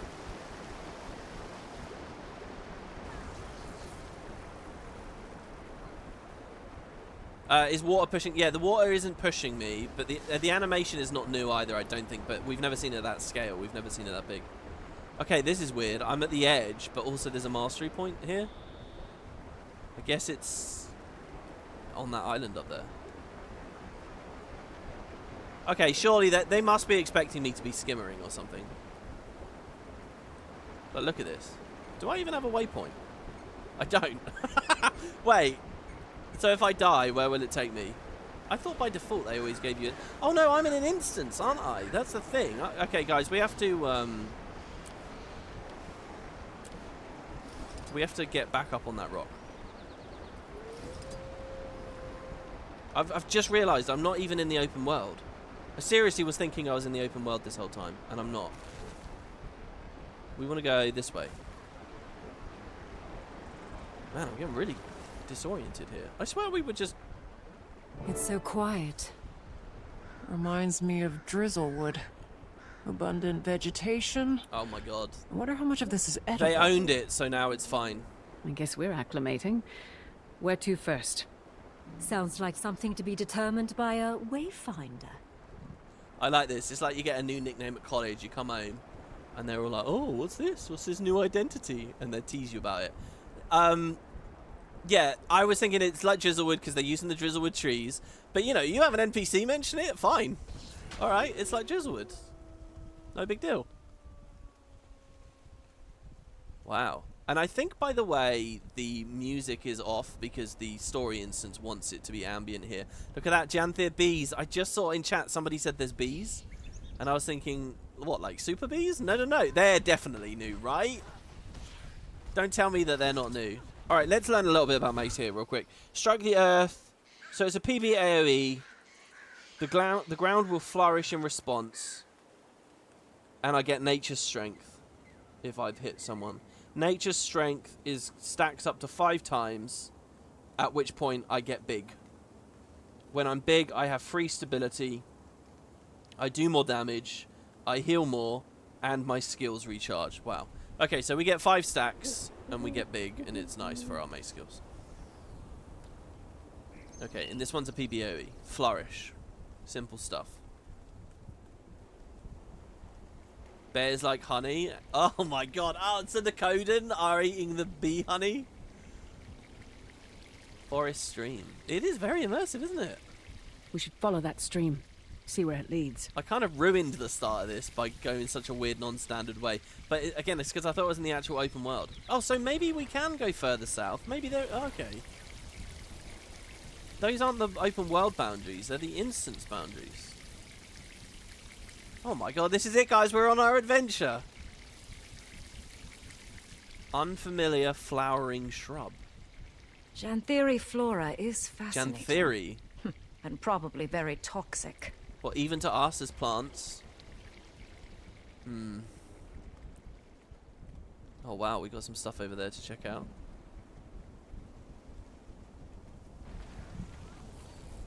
Wolf pups. Well, I won't attack them if they don't attack me. Do you know what this actually feels a little bit like as well? When you create a new Norn character and you're in the tutorial area for the Norn. That one's structured really in an interesting way in that, like, the point is it's a hub. And you can go here and hunt this, or here and hunt this, or here and hunt this. You've got a choice for what you do for the Great Hunt. And most of the time it's really easy to just go to the close one and not realise what's happening. But it's actually kind of a nice big hub area. And I love that. I've always thought some of the most ambient and fun places to explore in this game are the green areas of the Shiver Peaks, where they got the really cool bird soundtrack. Here's the south of the Lornar's parts. I almost did Snake Dance there. Is similar too. And they've got it going on here. This is an old growth pine. Wow. Goodness, look at you. This is a very old tree. Imagine the stories it could tell us. Standing tall and strong, protecting the smaller growth. Eyes up, Keith. Oh, our first fight of the expansion. It's a timber wolf. Oh, it's lots of wolves. So what do my autos do? Left, right, big underneath. Left, right, big underneath. Am I getting stacks? I am. Every time I get a stack, it seems to refresh the duration. So I can get my 5 stacks and grow big. Just from autos? It doesn't seem to be going over 4. I think the autos won't take me over 4. But then the 2 got me big. Okay, then I have a debuff. Tapped out. I cannot gain nature strength. So it only lasts a certain amount. Unless maybe I keep it going with other buttons. By the way, the magic of this big tree is sort of lost on me a little bit. Ironically enough, because of decorations. Like, when you spend long enough in Guildhall spinning these, looking at the specific models and this little bit dipping in. I mean, we can't put them this big at the hall, I'll give you that. It starts to look more like a model in a game than a tree, do you know what I mean? It's okay. We suspend that disbelief. It may be dangerous, but this place... it's stunning. Breathtaking. I wonder where the flow of water will take us. Yeah, did I just have a dip a second ago?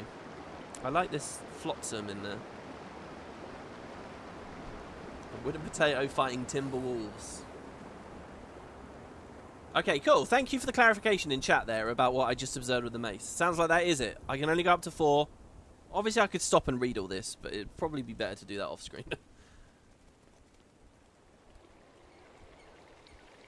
You can in homesteads, rescalable trees. Yeah, there's scaling stuff, right? I'm so excited to get in there and play it. Also, isn't scaling available in guild halls as well, though, now?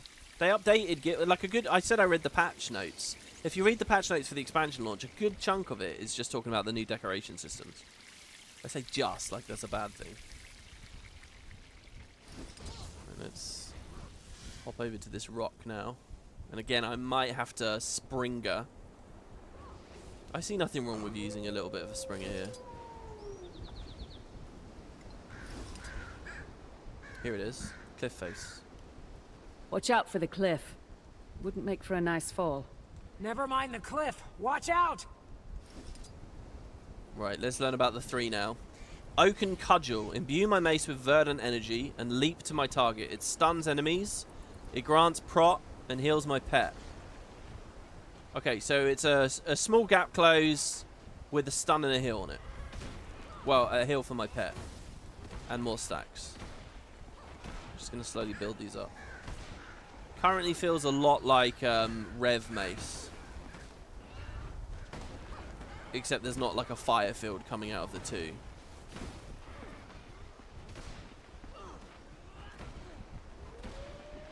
Obviously we're just pumping our gazelle up. And yeah, I'm an Untamed, and I could be doing all Untamed-y things as well as we go. What were those things? Must be Valraven. Talons look just like the one Vinox showed us. Ward, I need assistance now! Alchemy! It won't calm! Treacherous, eh? Better check it out. I was wondering if the Valraven was going to be like a boss or something. Maybe a strike mission and we'd see it later. But no, I guess just griffins.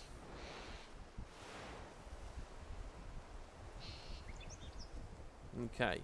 So so Scout Trimmer is being attacked. I don't really know who that is.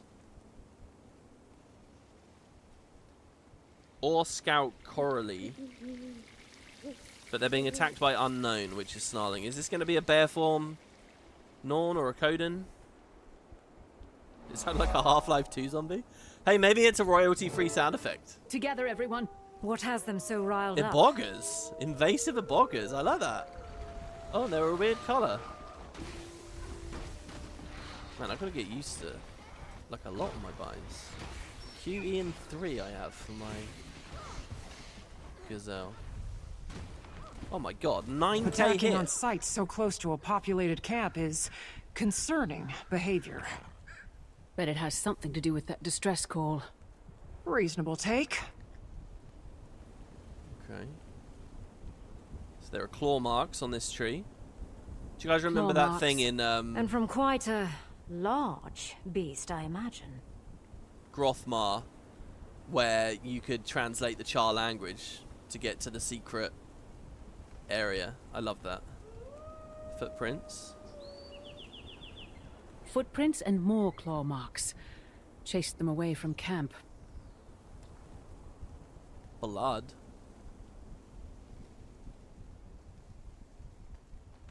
Blood. We better hurry. Anyone! Help us! Sounds like an Asura, maybe? I cannot tell you what this race is. Oh, new music. It's kind of got that Highlands vibe immediately. Aggressive Warclaw. Oh, of course, the Warclaws are a big part of this. Wayfinder! Alright, first boss, here we go. Oh my god.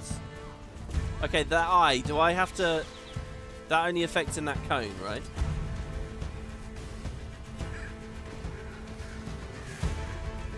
Let's start using the 5. I'm not even sure what it's doing. Is the 3 doing anything? Is it a parry? Oh, there's a break bar. I do not know how I'll break that. Surrounded. Quickly. We're here to calm, not to kill. Maintain eye contact and be firm. Well, it's broken. I didn't really The concentrate. rest of you follow as we guide. The creature is vulnerable. Again, we don't seek to kill it unless absolutely necessary. Okay. Who are you? Outlander, use this salve. Okay, I use the salve. Soothe the beast. Throw a dart tipped with calming salve at the Warclaw to subdue it. Did I miss? Oh fuck, I think I'm getting blinded in the last second, right as I throw it. Need to get used to my new frost trap. Cool down. Alright, let's try again. Breathe. There we go. I think I got blinded twice. Oh, it's tethered to me. Who are you? Whoa. Curious garbs you wear. Perhaps something sturdier would do you better in these parts. It's called non-polar bear Coden. Which of you is the leader? Commander. I'm the leader, am I? Okay. I'm certainly the leader. This is cool. Oh my god, by the way. Is this the default Warclaw skin for people in this X-Pack? I suppose that would be me. I share your connection to nature, Sproutling. I'd like to get to know you. I'm sure the Claw would too. The sun is fading. Wherever you traveled from, our village is likely closer. Follow. We've got a fire for you to sit by. Thank you, kind stranger. Guys, I wasn't Thank trying you. to kill it. We'll follow, but who are you? Barbed Veil. Come. You can help us lead the Journeykin to safety. The Journeykin? But we must move quickly, unless you want to lose yourself in the woods. Our nights have been far darker. The Valraven watch. Oh, what? Hold on, though. The Valraven were not that interesting. They were Journeykin? just... You mean that wild animal? Fascinating beasts they are. Came to us from far away. They need protectors. Hold on, the Warclaw in World vs. World, isn't the thing that you bit... It's like sentient armor, isn't it? Oh, nice. We got the Janthiri bees to fight now? Oh, I guess I'll just not It's kill enraged it. again? Oh. Stay calm. Help it release that energy, just like last time. Oh, my frost trap's completely... Oh, yeah, that's it. Rush back through the trap. What's this effect on it here? Alternate approach. They want me to kill it, not subdue it. Yeah, there is no failure state, so... Alright, let's try and break the bar here. Can have my gazelle help me do it. Stun on the 3, and then the 5. As I told you, Outlander, the salve. Alright, I got it. So these are Valraven attacking me here. Is the Valraven going to have anything to do with the Spirit of the Wild Raven? What did we learn about Raven in the Icebridge Saga?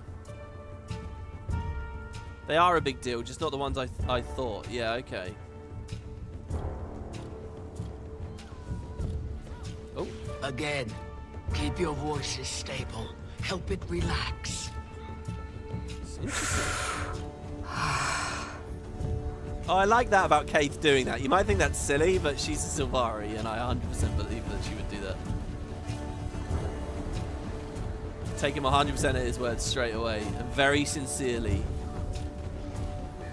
Oh god, I'm gonna have to learn pet swap versus untamed swap versus a bunch of new skills. This is all stuff I'm totally unfamiliar with. All right, give me my thing. Thank you. We're your friends. Good, good. I like this. A lot of the voices in the expansion so far sound different, which is good to me. It makes it feel very fresh and new. But this person doesn't particularly sound like someone I've heard much of in Guild Wars before. Yeah, the original lore is Warclaw was a magical construct bound to armor. Yeah. It could be. They weren't actual living things. That energy. Oh, something fully refreshed all my mace buttons there. So we'll have to learn what that mechanic is.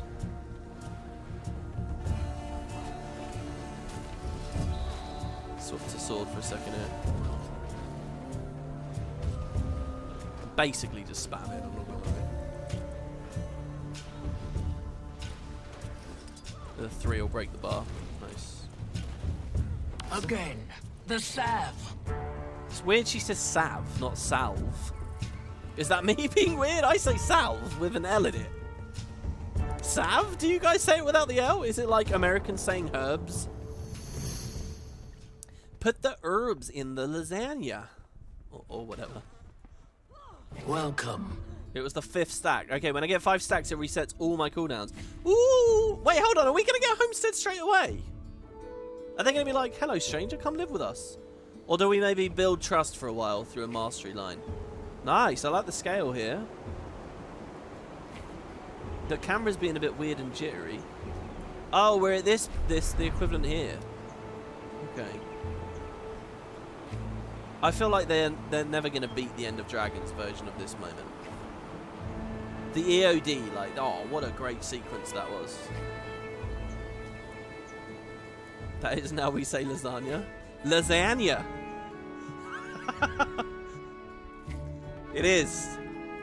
But according to my UK ears. And so close to camp. I was expecting a little more of a hike. It's been a long while since we've let the outside in.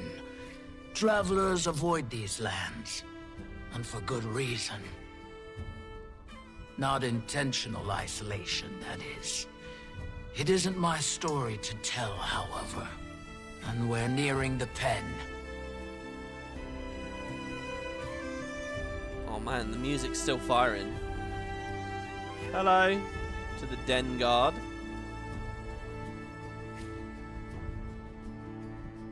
Which one's mine?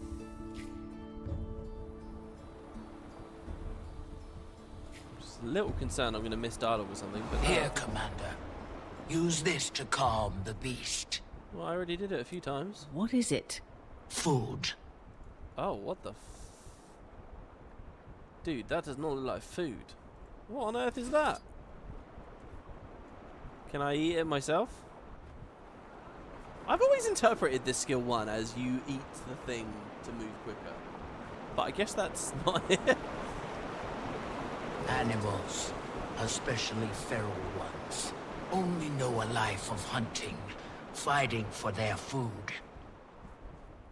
A kind interaction and a gift is sometimes all it needs to learn trust.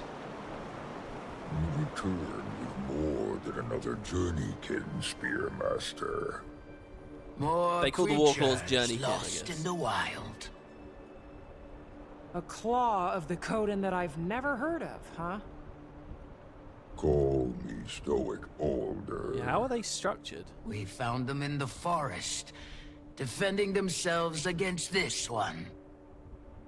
I'm glad you intervened before any lives were lost.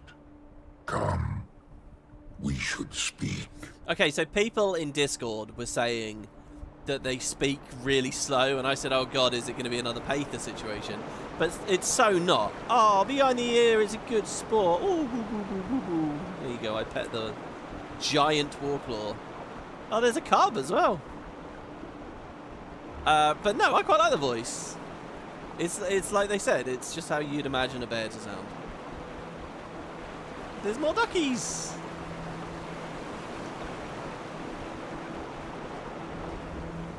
I just said ducky and made myself think of the Land Before Time and that whole tragedy. Okay, so we get the skin for the Warclaw. Excellent. So we can ride on our own now, and I will assign that as the skin. Certainly. Mounts. Warclaw. See, this is the default one. And now we have Janthir Wilds. But I'd rather it be default dye, so let's fix that up.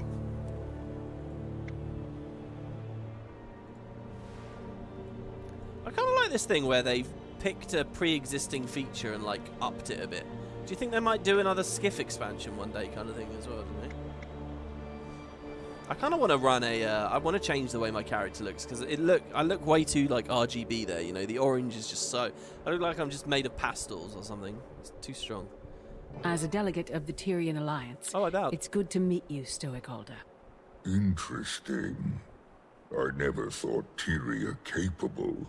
Clearly, we've plenty to discuss. Come. The village welcomes you. Okay, so I'll tend to our friend. Our main goal here is to say, look, we're peaceful, we've banded together, we're a bit scared of extra-dimensional threats. Would you like to help us?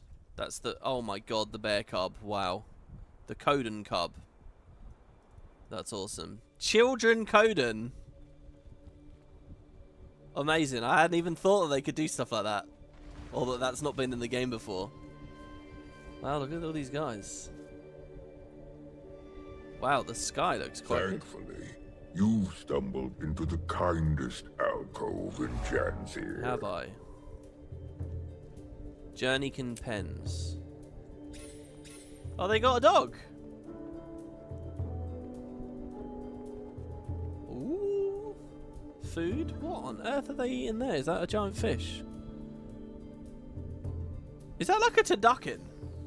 That's a lobster being eaten by an eel. Come on, guys, get out of the way. Here we go. It's a lobster being eaten by an eel, being eaten by another fish, being eaten by another fish.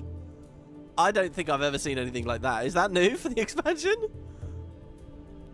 And a turducken is, you know, the Seems we have visitors. duck and a turkey and a chicken. Rather unexpected in our keep. Well, Welcome the Tyrian Alliance. Tyria has allied? Amusing joke you play, leader. Your skepticism is understandable. But given the severity of recent threats, I don't like this. Tyria needed to act fast. I don't see why they all think unitarily. Threats? Well, surely the strangers do not walk among all lands. If you mean the creatures attacking from mist portals, I'm afraid so. We call them cryptus. Ah, mist portals. It's of the flesh stalkers that this alliance speaks. Yes. As foes, they proved fatal ones. Lives lost on your front as well. It's interesting that we talk a lot about I'm this. afraid so. And allying proved the viable solution, finally. Fear can be a supreme unifier or divider, depending on how it is channeled. So, This is why you come to my hearth, with eyes carrying intention. A bid to join your alliance. Who knows what other threats the mists might bring? Should that happen, we'll have strength in numbers. We're still stuck on building armies, you know, in a game engine that doesn't show it very well. But need time to ponder its implications for our own. For now, that is my decision. I like the idea that he just says yes, and then that's it. Expansion's over. We don't need to go to Janthir. Da-da-da. With our council members. And then that would just be the conclusion. Yeah, the thing I said that I didn't really like is I'm not sure I'm on board with all these people. The game is acting like everyone in Tyria's always been at each other's throats, and there's been loads of friction and political intrigue and backstabbing and conflict between us. And I just feel like the game that I've been playing for 13 years doesn't really reflect that at all. Like, there have been elements of the world building that have talked about, obviously, and the broader history that have talked about that, but I don't know. It just feels a bit... It feels like they're talking about a Tyria that isn't really accurate. I feel like we've all been fairly amenable and nice to one another. The only people who kind of haven't been have been the Char, and they've been completely defanged by this game anyway. So I don't know. It's only a minor thing. I want to quickly see if Keith has anything to say. Look at the kids. This is not... Oh, by the way, we're in a very different environment now. Absolutely nothing feels reused. It feels very fresh, right? Look at this. This is great. Okay, so who are you people? So we've got Deft Lahar here. Hello, what's your role in this council? I'm Deft Lahar, the Homestead Master. How am I going to voice these guys? I oversee the building of all manner of things for our village. This is Soaring Crest. Hail, fellow, and well met. Hello, what's your role? You can call me Soaring Crest. I'm the Master of Agriculture on this council. Okay. Greetings, what's your role? I'm the council's hunting master, Vast Caldera. Nice to meet you. All very nature-y, you know. It's kind of that Native American thing of, you know, using every part of the buffalo, no waste. Nice to meet you. What's your role? Grazed by fire, Journeykin Master. Oh, you're voiced. Apologies. My thoughts are occupied by council matters at the moment. Okay. If you find yourself with time to pass, my apprentice, Burning River, is out tending the village Journeykin. Tell him to give you some lessons at my request. They're fine creatures. I suspect you'll make fast friends. That sounds like her voice has been sped up. It's like they cranked up by 1.2 or something. Poisoned Arrow. Hello, outsider. Nice to meet you. What's your role? The role of Claw was taken, so I settled for a title more modest. My son has some years before he claims such expertise, though his mind is sharp. Observing our council provides him practical education, instills discipline. Ooh. Poised Arrow, son of Stoic Alder and Silken Weir. You? Oh, it's Poised Arrow. He sounds a bit like Bram. I'm immediately getting kind of a Bangar Island feel here. Poised Arrow, not poisoned, sorry. Commander or Wayfinder. Wayfinder is probably more fitting these days. A Wayfinder losing their way in our woods. And now Commander. That has a strong sound to it. But if you insist, lost your Wayfinder. Ah, seems our visitor also claims two names. We of the lowland drop formality with those we most respect. Right, Pokey? Yes, Pa. I didn't mean to sink into the table there. I was trying to immersively sit on it. Okay. So here we've got Fading Aurora. My, aren't you a spry adventurer coming out all this way? Welcome. Thank you. They've made it feel super remote. It's not really, but... You know, this is less remote to Divinity's Reach than, like, Sparkfly is. But it feels very far off. Thank you. You can call me Wayfinder. What's your role in this council? Fading Aurora, Village Healing Master. Aurora and Barbed Veil, who you first ran into. are two of our newest to don the Master title. Okay. Though, judging by their expertise, one would suspect them seasoned veterans of their respective crafts. Additionally, Aurora has fast proved an upstanding mentor for my son. Currently working on the fundamentals of herbalism. Save some praise for yourself, Alder. The previous Claw would be proud to see how well you're faring in the position. The Claw Aurora speaks of was my mother. Feels both long ago and as recent as yesterday that she stood where I do now. Though a few claw lengths shorter. By my coming of age, she barely made it to my shoulders. But her presence was grand enough to fill the room. A true leader of Coden. Many have noted the resemblance. See a bit of her in you both. This has got to be Waiting Sorrow, Wayfinder, right? You find yourself in good company. Hope you can make yourself at home here. This is one of those moments, right, where they give you a lot of detail about these characters and what's going on, and I want to be invested and I want to really memorize it, but I also have this little niggling doubt that, like, if the expansion isn't actually that long, a lot of it won't really matter, you know? Like, and I've had that a few times with Guild Wars where we meet a new society or something and it feels like, okay, is this actually worth the investment? I'll dive right in, though, and see where we go with it. But yeah, let me see. So first of all, they have a claw, but no voice. And I assume we'll talk about that eventually, maybe? But also, let me reread this, because I might not have taken it all in. Aurora is fast proved an upstanding mentor for my son. I'm currently working on the fundamentals of herbalism. Save some praise for yourself, Alder. The previous Claw would be proud to see how well you're faring in the position. The Claw Aurora speaks of was my mother, so Stoic Alder's mum. Now, if my theory that that's Waiting Sorrow is correct, that would make him Waiting Sorrow's son. There are a few claw lengths shorter. By my coming of age, she barely made it to my shoulders. So wait, what? What are they saying here?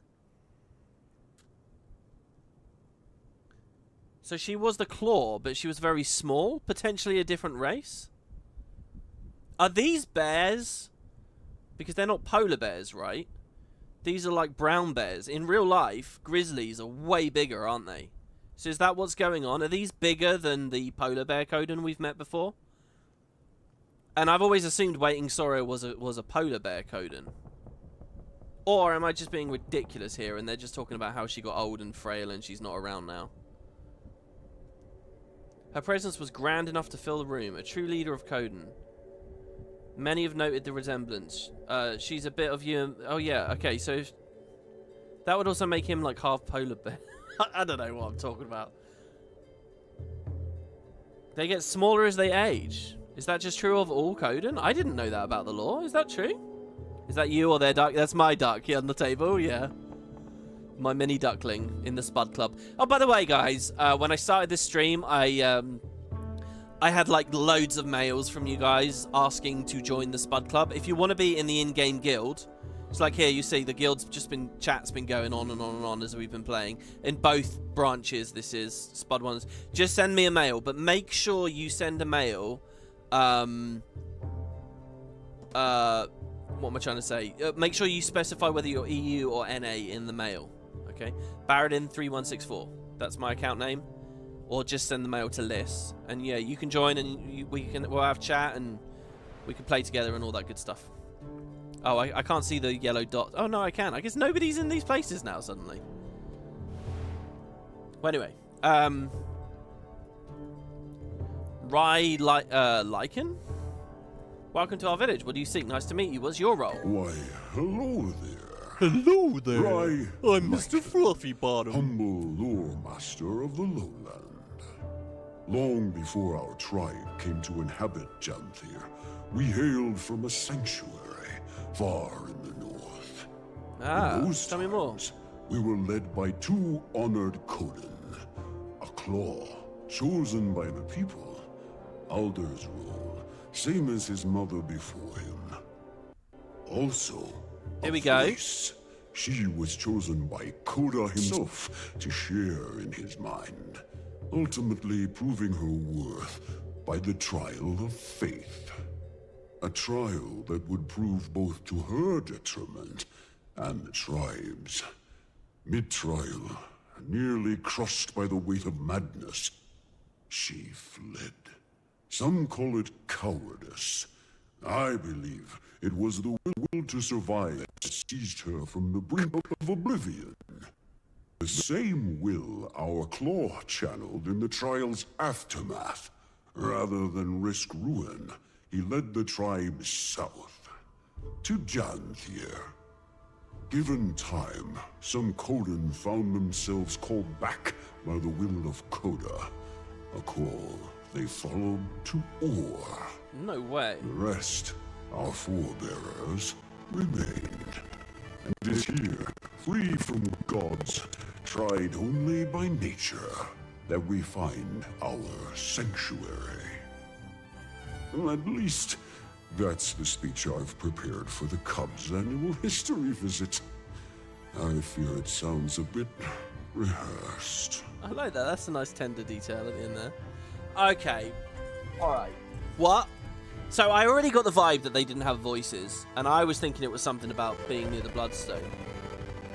This is already completely not what I thought. I thought it was going to be like Coden actually living on the fucked up area of Janthir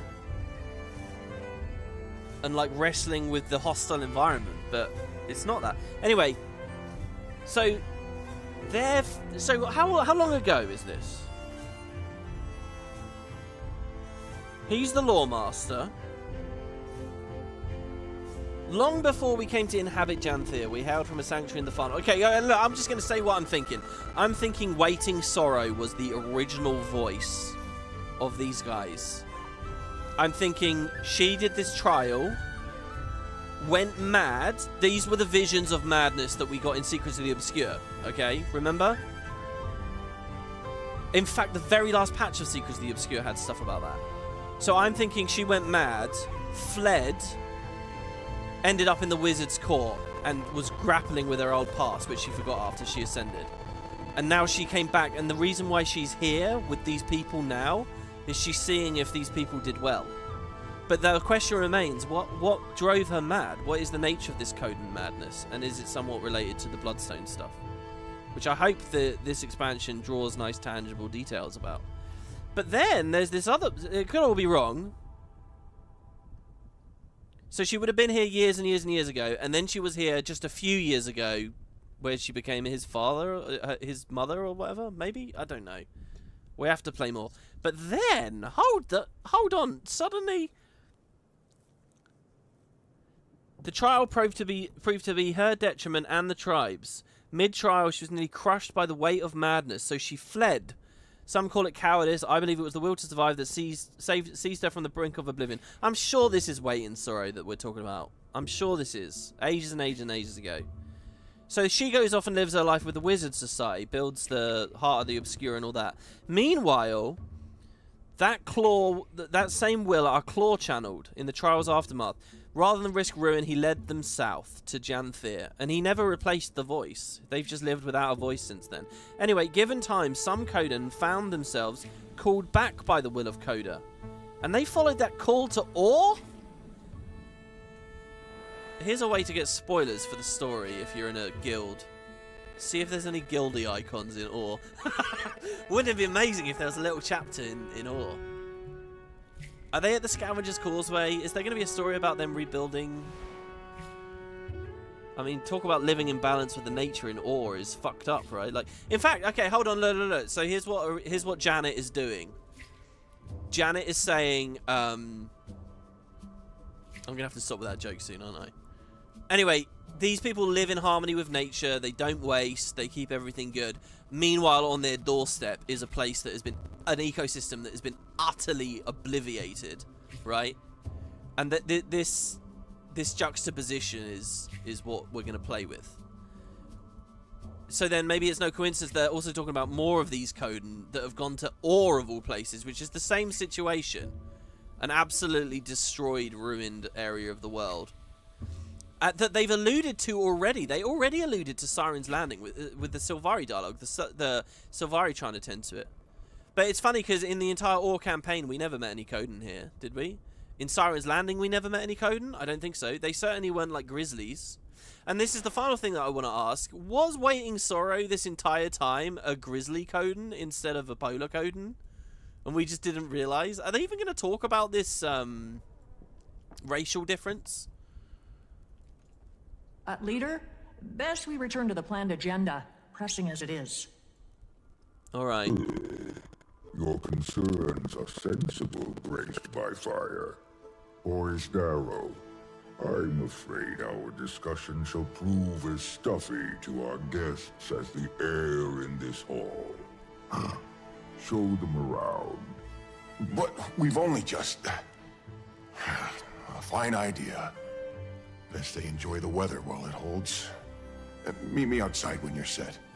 I'll listen to what they have to say. I deem you welcome visitors, for the time being. Feel free to acquaint yourselves with our town. Fortunate for you, the embers of our summer season burn brightest. May your time here... This is very happy, isn't it? Well. It's very humble and happy, and it's the middle of summer, and we're going to learn to live with these guys. We're going to get a house here. Oh, I'm well up for this thing of, like, each mini-X-Pack has a new home for us. That's going to be cool. I'm really, really excited about that. Oh, why did they pick blue? It feels like this is much more of a brown expansion to me. So far, anyway. It's a very deep, like, magical blue. Okay, a large stash of Ursus obliges. There we go. We get 50% of our mastery level here. Do these guys have updated dialogue at the end? No, I guess not. I'm tempted to wander around here, but I'm assuming in an instant they have less to say. I like this village over here. Okay. Oh, look, very good again. Feels a bit EOD, that one, actually. Do you remember that concept art of the fishing village? Oh, the bear emote. I like that, guys. That's a Windows emote, right? This is, you know, we're expecting a lot of things from this expansion, but the fact it's the de facto bear expansion. Here you have it. Harvest Den. Much to keep a newcomer occupied. Hold on, are you giving me a house straight away? Have one last hurrah before the deep freeze sets in, then our time of torpor begins, and things really slow down. So, enjoy the fun while it lasts. Weren't you supposed to show us around? A wayfinder needs no chaperone, yes? You seem the type who'd rather blaze your own trail. Your friends, the flora and feline, make themselves at home already. Besides, if you need me, I'll be right here. A friend of mine plans to take part in the dance circle. Poor that guy looks cool. Dances like his feet are forged from ore, but I'll be cheering for him nonetheless. Oh, lovely. Okay. Yeah, this guy's got like a good RP sort of look to him. You know, honestly, guys, last I looked at the clock, it was 2 hours. I don't know where that last hour's gone. That's crazy. I mean, it's 3:05 already. So I'm going to have to stop there. I did say these episodes will be 2 to 3 hours long. And look, it's a nice stopping point, isn't it? We're at the opening of the expansion, and we found the nice first civilization that we're living with here. I can't wait to explore more of this. Checking in with Keith is the next objective. I guess on the next part we'll get a house, and we can start looking at a lot of that stuff as well. So thank you everybody for joining me. If you joined me in the live chat, that's absolutely fantastic. To a couple of you guys who donated it as well, thank you very, very much. And I think somebody became a member there as well, which was very cool. Thank you guys. To people in the comments who watch this later, please let me know what you think. And yeah, so that's part 1. You can join me in the Spud Discord in the meantime, and we'll be chatting about things. We have a spoiler channel. I won't be in the spoiler channel, but there is a spoiler channel. So if you guys have played further, you can feel free to bring the discussion over there. I'll be in the other channels, obviously, generic Guild Wars 2 and WP content stuff. So yeah, thank you very much for watching, guys. I hope you enjoyed. The next stream is not tomorrow, but the day after. I will be having another Let's Play episode going up tomorrow. And yeah, hope you enjoy, and that gives people time to catch up and stuff. And I hope you're all having a good one. So far, I'm really enjoying myself. Thank you, everybody. Take care of yourselves, and I'll see you soon.